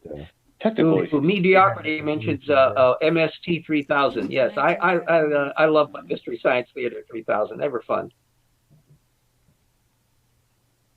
I'm trying to give you mods through my phone if that's at all. Yeah, they don't want me to be naked. It's hard to do it through your phone, Mel. It's like, what kind of phone do you have? It's an iPhone. Oh yeah, good luck. That's what I have. Okay. I'm gonna. Can I do it through the search? See, I'm still a noob. We're all newbie at this technology. The one nice thing we can remember is that most of us will probably remain newbies because the technology will be advancing faster than we can get used to, no matter what we are. And see, my internet is really slow right now. I'm trying. All right. So, do I... I can babble about something to fill in space. I'm good at babbling. It's not that critical. Okay. I could always put him in timeout if that would help. Okay, do I have to do that? Just kidding, Steve. Just kidding. No, she could do that afterwards. She can do it. There's a way to actually add people as moderators by going into your community channel, right, and go to your settings, and then where it says like community settings, there's all your moderators. You just type in. Put the URL for the person's YouTube channel in there, and it makes it that's interesting, but it's true. Okay, I'm trying to pull that up now, but my computer don't worry is slow. Okay. No sweat. Okay. I will give that to you later, I guess. Page is unresponsive. Of course it is. Where do you get? You got dial up on there over there or something? She's on AOL. No, I don't have AOL. I do actually have like Prodigy cable, but not have cable broadband. 3 people know what that was. 2 tin cans connected by a string. I live out in the country. I live out in the country, guys. It's the one that came after it, DSL. I don't have DSL. I live out in the country. Country folk. CompuServe was bought by AOL. Yes. I live in You Got a Purty Mouth land. Telegraph. That's why you get on your Twitter. You got pretty cleavage, man. Oh God, it's just like why? Telegraph, the second T in AT&T. Yes. Telephone and telegraph. Yeah. Oh, I remember Prodigy, and I remember AOL. Mr. Bill's thing. 2400 baud PBS. Oh! Speaking of Bell Telephone, How many are aware of the film The President's Analyst? Nope. Is that the one silent. with Meryl? Is that the one with Meryl Streep? Oh no, this is back in the 1970s with James Coburn. It's one of the most hilarious, wacky, paranoid screwball comedies, and you will never be able to think of the phone company in the same way since. So I strongly recommend everyone go and find a copy of The President's Analyst. Oh God, it's droll and clever, and it's got spies, and it's got robotics, and wonderful paranoia, and it's very difficult to describe. Do they have party lines in it? Do they have fun with party lines in it? Oh boy! Imagine the ease and the convenience when everyone has their cerebral communicator. And party lines. James Coburn had just. I remember having had party lines in my old place, but James Coburn did this just hilarious comedy that didn't do terribly well, but well regarded by people who have seen it. Although and Lalo Schifrin did the music for it. The President's Analyst. It is out on DVD. I don't think it's ever come out on Blu-ray, but it's one of my little guilty pleasure movies. You'll either love it or you'll hate it. The Phone Company. Thank it, RJ. Mm-hmm. Oh, The President's Analyst. Let's see. Yep. I've never. I had a bunch of people that was just coming off of the That's a Blacklist different era. movie on Pornhub. Yeah. Is it Steve Mcrae? I'm trying to Totally search. different movie. Don't look that one up. I just did. Yeah. Is it Steve Mcrae? Which one? Yes. Is there? I only have one. Is it a space? You only wanted Because me. it's You want not. more? It's not. It's not finding you. What? www.youtube.com/Steve Mcrae. That's my channel. I got one with a cool name. It says no channel matches found. Your channel. What is Your YouTube channel's doing to me been. now? Your You're trying to channel. demonetize half my shit. Now I don't exist through it. Apparently. Apparently. Freaking. Here, I'll put in the chat here for you. 1 sec. I do exist. Everybody, I gotta go. I gotta go help paint the end tables I built. But thanks for letting me come on, Mel. Oh, you're night. welcome. Okie-dokie. It's good to see you. Yeah, good to that's see you my- guys too. Okay, bye. Later, buddy. Okay, paste. I'm still watching The President's Analyst, so I'll be back with you in a few minutes. Yes, not analysts. You watch what you want to watch. Don't judge me.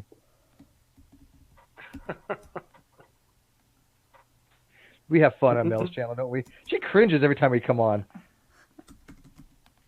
She invites us and then at the end regrets it.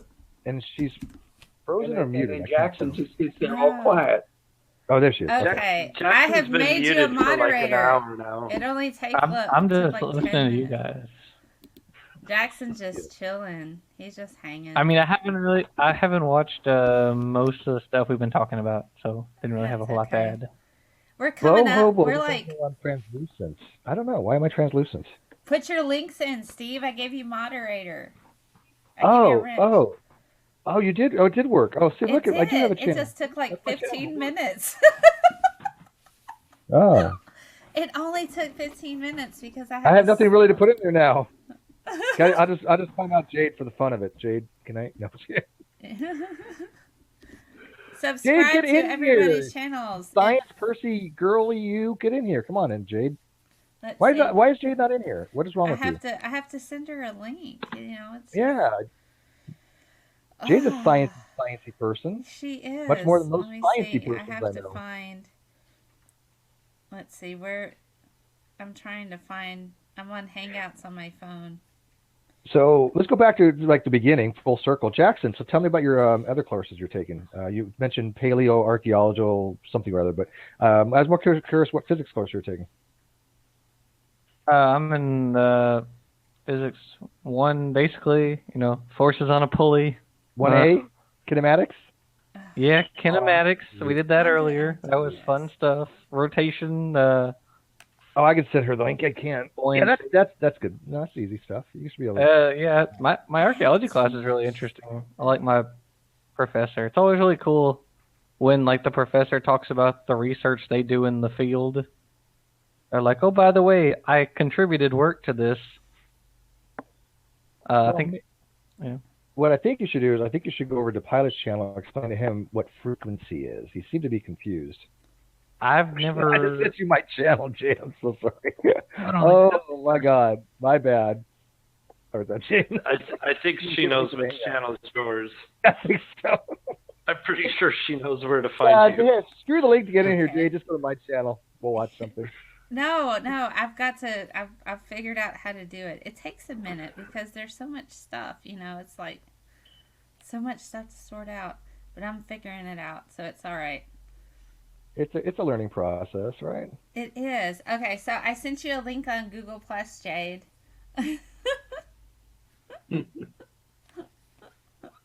Check there. And you can I just did not post haste. Oh my goodness. Well, I got something for you, Jackson. I don't know if your teacher shared that with you, but go ahead and look at that. When it comes to, have you had Atwood machines in your physics class? Double Atwood machine. Oh, pulley systems. Oh no, I don't think I've seen a pulley attached to another pulley. That's very interesting. Yeah, there's your equations. Have fun. Oh yeah, we're equation. Our stuff was more like it's like if they're on a flat frictionless surface and there's a pulley on the end of the table and there's like a box on hanging down, that kind of stuff. Pretty basic stuff because it's only physics 1. So this is actually, if I remember looking at this, Dave, correct me if I'm wrong, but this is using Lagrange transformation or Lagrange mechanisms, right? Yeah, it's Lagrange mechanism. So basically, it doesn't matter what size your pulleys are or what your weights are. It's just you can plug in your coordinates and. Ooh, Steve scores! Yes. Yep. Hey, dude, did I not do like Calc Level 3 stuff on the Great Debate Community, showing people how to do calculus stuff? Calculus is gross. Calculus sucks. Yeah, I'm not gonna say it. It sucks. I got an A in calculus. Calculus. I hated trig. I hated trig. Okay, wait. Trig is the easy part. Calc 1 was pretty easy. Calc 2 was hard. Can anybody? Oh, you can't look at this. Can you screen share this? And can anybody tell me why this is Lagrange by looking at it? Other than me. What? Other than me. Yeah, other than Dave. The reason why you can tell is, can you share this? Where did you send a link? Yeah, I put it in the inside chat. Here. Okay. Here, I got it. Here. Show messages. Here. Right. Put a little calc. Wait, is it Discord? Mm-hmm. No, here. It's right there. It's just a link. You just click it and it'll show up in a web browser and then share it. I could do it if you want me to. Okay, because I pulled up the side chat and I didn't see anything there but Discord. So. In the group chat. No, in the group chat, the internal chat. Okay. There.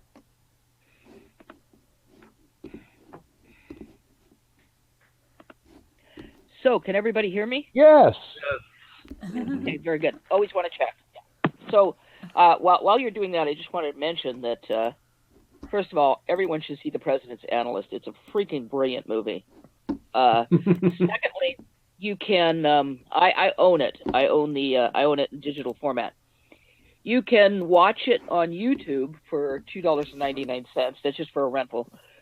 On Amazon, where I purchased it, it's like $13. It's $12.99. They always do that stupid 99 thing. But you can watch it for $3.99. So YouTube is the cheaper value. There's also somebody on YouTube who has it that they broke into like 7 pieces. So if you don't mind watching it like one little bit at a time, it's free. But I wouldn't do that. Well, the tricky part comes from the music that was used. The DVD version was the first one that actually had the original music in it. That stupid rock group that does a couple numbers in the show, and they apparently had a long legal Scrabble, so that the only times you could see the uncut version was on TV, that when it would be shown on cable or other media, and the first issues of it on video had different music in place of them. So it was for a long, long time before the DVD finally came out with the original version of the movie. It was deliciously cheesy but appropriate music, and it was kind of frustrating not having them in there. I think their band had no success after that. Yeah. Yeah, I don't remember who it was, but honestly, if you get a chance, watch that movie. It's just... Oh, and the Muggers! Oh, God, that was Don't give away too much! Were you able to bring that up? Don't give away too much, RJ! I won't, but I will be teasing them with these things. I can bring it up. I know. It's just... I only saw you're it just was a going to have to Discord trust link. us and watch it. No, I can bring it up. It's okay. Yeah. Okay. There we go. It's hip, There you go. it's satirical, Yeah. and droll. So Yeah. what Dave's showing, the reason that anybody cares, correct me if I'm wrong, Dave, the reason you can tell this is Lagrangian, because in a non-relativistic system where you have X, Y, and Z, then L is equal to T minus V, where L is your Lagrange, where T is equal to your total kinetic energy of the system, and then V is equal to your potential energy. So this is Lagrange formula for figuring out multiple spatial vectors in three-dimensional space, basically. Correct? Yes. Hell, I don't know. Physics isn't my thing. Yeah, because the T is actually equal to 1/2 the summation of K to the N mv squared, where mv squared is obviously your kinetic energy. So 1/2 mv squared, people know as Ke. So the total amount of kinetic energy there in the Lagrange is going to be equal to half the summation of the kinetic energy. No wonder those early so- 19th century physicists were so damn smug. They thought they'd This is figured everything fun. out. All right, so I'm covering up RJ's face really- with the picture. Oh, okay, here we go. You have Jackson for all his biology stuff. So Dave has actual physics for a change where you can talk about in math. So And this is cool. This is Well, I cool hate- because double it's dot. really cool because this is an elegant way of solving a problem that a lot of people sit there when they're talking about later on physics struggle with, because there's lots of different ways to solve the double Atwood machine. It's like the bane of you actually third get year break it down. physics. But look if you look at the very second equation, 1/2 mv squared, my squared, and then 1/2. Those are the summations of the x1, the y1, and the z1 component. Mhm. That's literally what that T stands for, is 1/2 of the summations of the kinetic energies. But I don't like the fact that in the second line, why are they mixing dot notation with Lorentz notation or Newtonian notation? I mean, they have like the x dot with an x prime. I don't know what that's supposed to represent. X with a dot over it usually is the first derivative. So Yeah, why would you have an x dot with a prime? I don't know what that means. Right there, Here we yeah. go. Yeah, we got it side Yeah, by it's- side now. You know what that means, Jade? Because I don't It's- recognize that. It's too small for me to see. But no, I don't know why they would have the dot and the... Yeah, and they also have the bottom one too. They have the x double dot, which is a second derivative with the x with the prime notation as well. Yeah, And like I then said, it's just for me to see, and I don't know what they mean by that. Yeah, interesting. Mm-hmm. It is. I'd probably have to look up the Oh, I formula get in it. another format. I see what Okay. it is. You know what it is? Because look at the drawing. The x prime, that prime is not a derivative. The x prime is the L prime minus x prime. It's the, Oh, okay. the center of the axis to the weight. That's what they're using x at. But see, that's confusing for notation then to do it that way. It is. Because x prime literally means something in calculus, so that would confuse me by that. I don't like that. Well, They should not I do mean, they could have used different variables instead, but it still Well, works. but they're using it in terms of its relationship with the original X is what they're doing. But yeah, it is. They could have used X sub something or other. Yeah, exactly. That's what I would have done rather than the X prime. sub 1 or x sub 2 or I don't Yeah, know. You'll have to write a strenuous letter to the Times, Stephen. Yes, Yeah. must Trying to be right confuse over me, the people. time. You know. And I'm not That the is author one of that this I know. equation. I just like its elegance, the fact that it's so balanced on each side. It's so. Well, that's what you're supposed to have in physics. You need to have balance on the equation, especially like we used to do a lot with Bernoulli's equation. And the biggest thing of the Bernoulli's equation is figuring out potential and kinetic energies and how they're going to balance out after going through this long, intricate thing of pipes, right? You go up and you go down, you go here, you go up. how much you're going to have flow at the very end of it, and it takes a long time to figure out those problems using differential equations. Yeah, a few weeks ago I was trying to explain to some creationist flat earther type the difference between potential and kinetic energy. It didn't go very well. I wouldn't think that'd be that difficult. How is it hard to explain, or for them to understand the concept? Because they don't think gravity exists. No, because it's potential energy. How can it be energy if it's not doing anything? Because it's potential to do something. Yes, I know. Oh, but you find yourself. How dumb these people are. I know. You understand what I'm saying. You have these people who really don't understand the basics of science at all.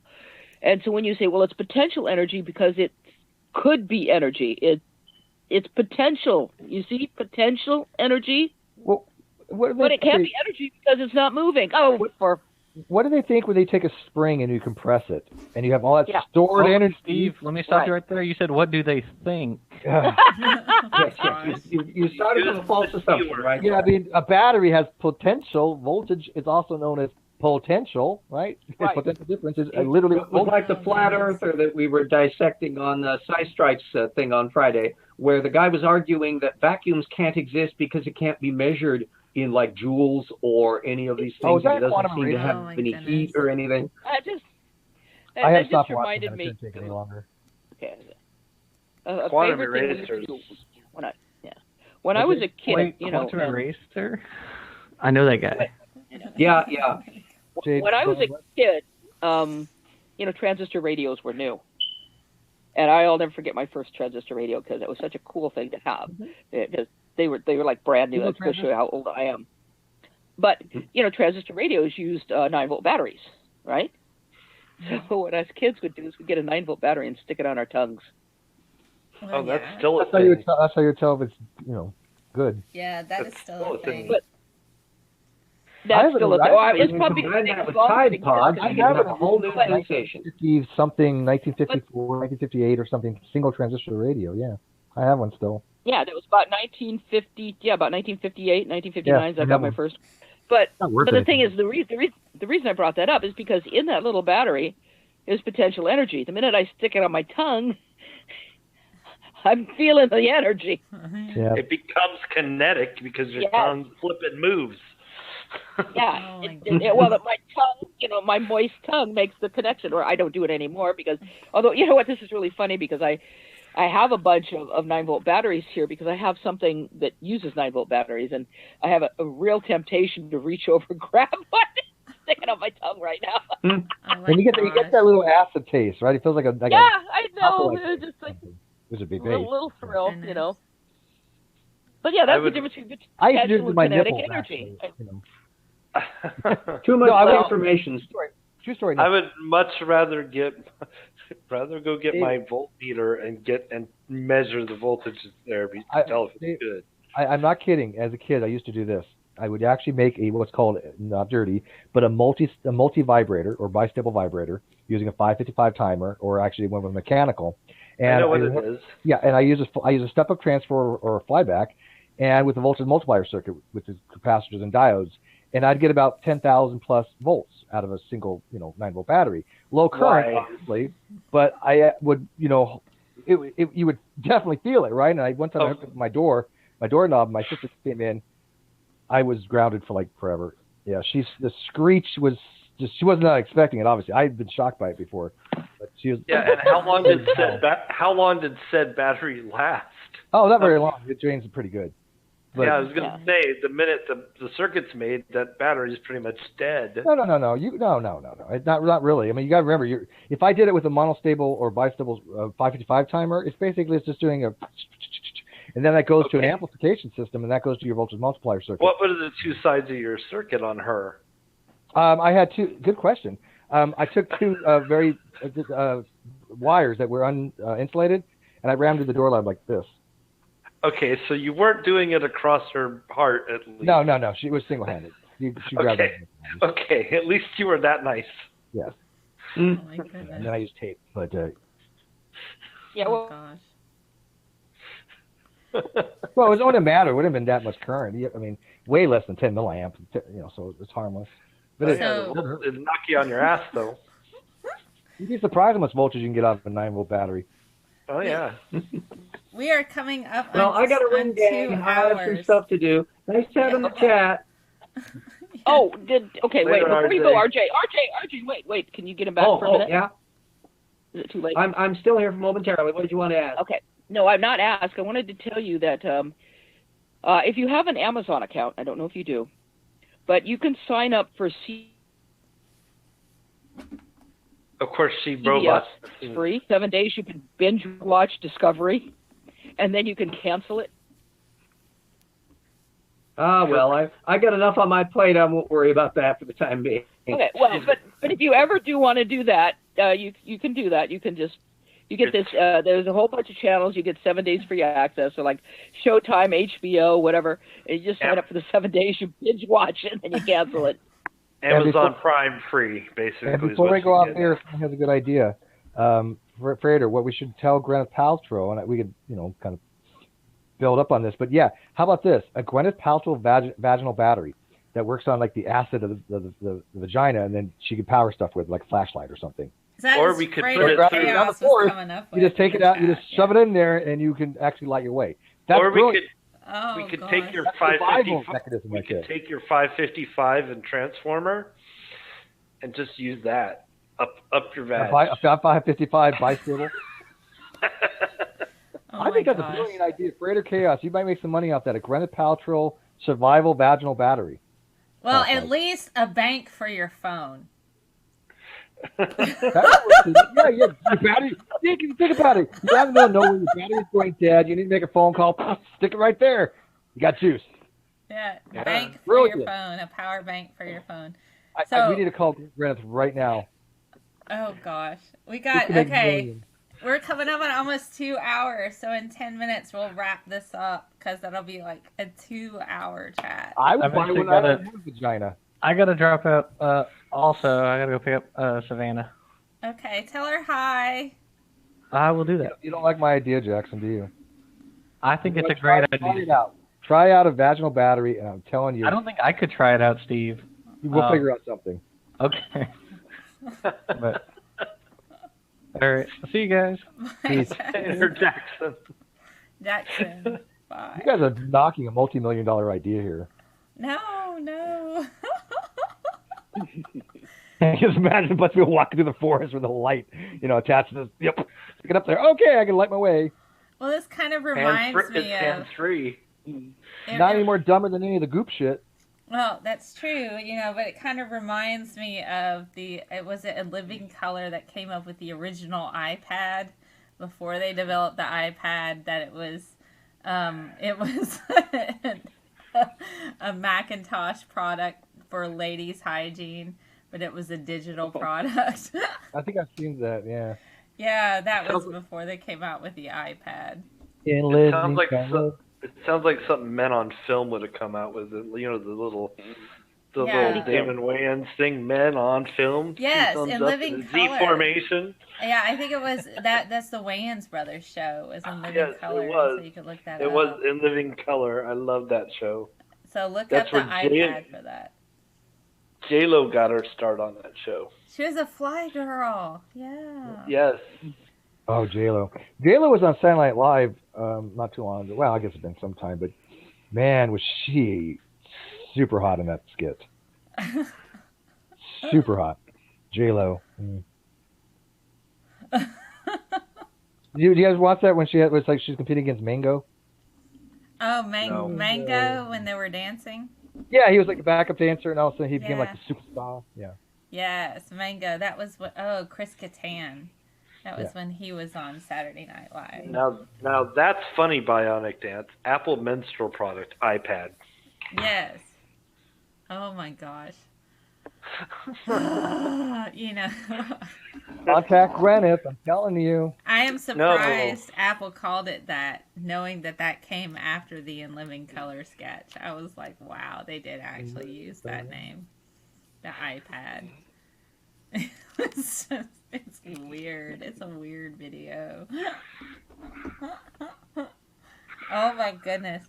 So we have Jade and Steve and Bullionator And when I've plugged their channels a bit, Steve has the Great Debate Community. He has that on his channel. He also has the Non Sequitur Show, which I will be on tomorrow, talking about food science. Woohoo! Okay, I thought are you going to be on the Non Sequitur Show, or are you and Kyle going to do the Cast Iron, the new thing? I thought it was on the Non Sequitur Show. I'm not certain. I don't know which one it's on. I think so. I think you're going to be on the Non Sequitur Show with us, and then he's going to be on with Frankie from the Geek Room in on real time off some restaurant or something. Yeah. Okay. Yeah. Okay. I'm not certain then.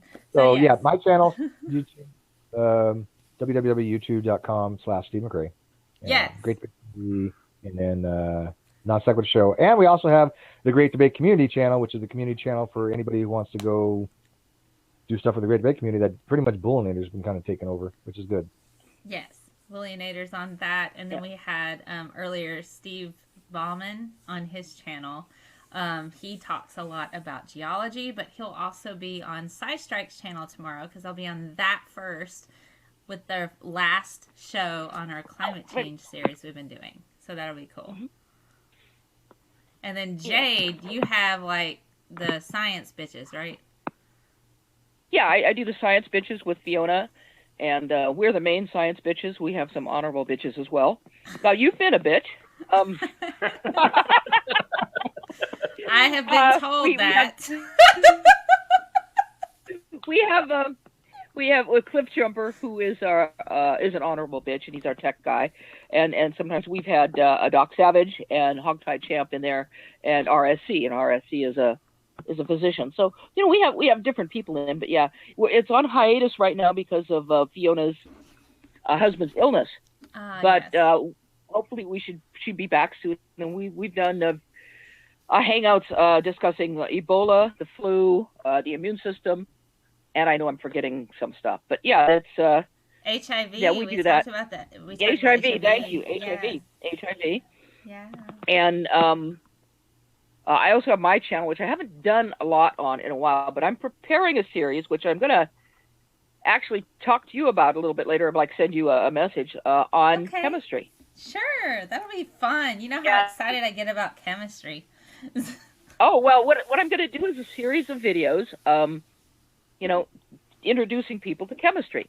And I've got the PowerPoints. What I'm trying to do is get a bunch of PowerPoints together before I get started, because you know how it is when you get started with something and then you get interrupted and you don't have time to finish. So I've got the first one in a PowerPoint, and I put it on Dropbox. And then somebody mentioned that I was missing something. And I was okay.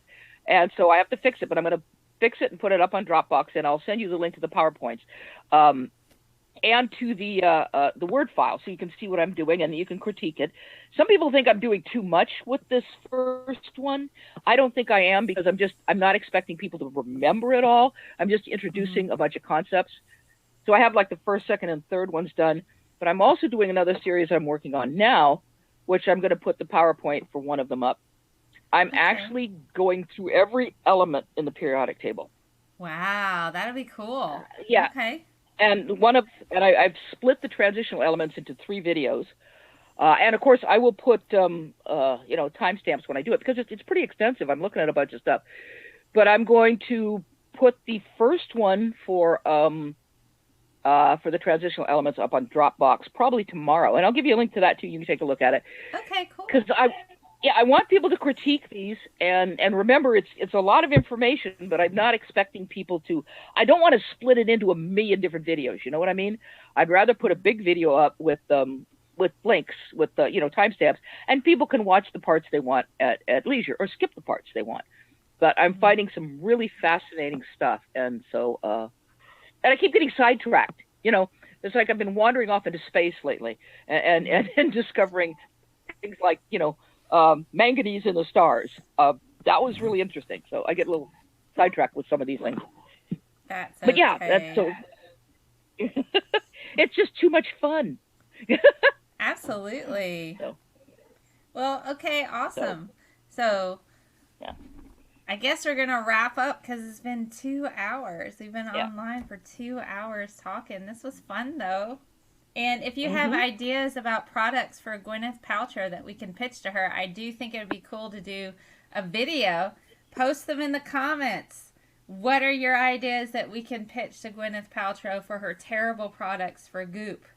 And then maybe I could get with Steve and others, and we could just do a giant pitch video of nonsense.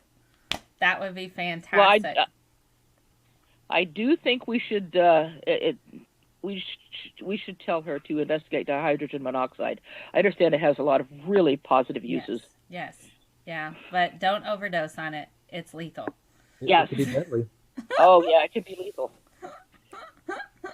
Oh my I've damn near goodness. died by overdosing of dihydrogen monoxide a few times, actually. Especially as an inhalant, it's horrible. Yeah, don't inhale it. It's not Well, good. Well, it is a solvent, so you got to be careful.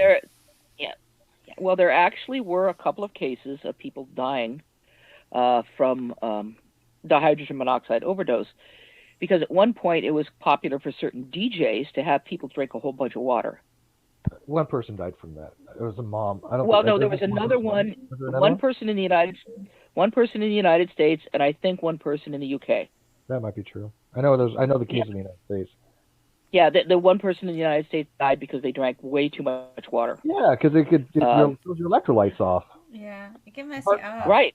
Yeah, and other people got sick. I don't remember the situation with the one of these two people, either the person in the UK or the person in the United States, already had a minor heart problem, and that didn't help.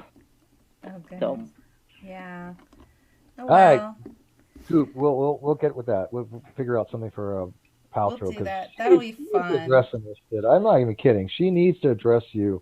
I think she's been let off the hook way too easy with her garbage. She has. So we'll knock this out of the park and make her make a video of ridiculous products and all that. So it'll be awesome. It'll be awesome.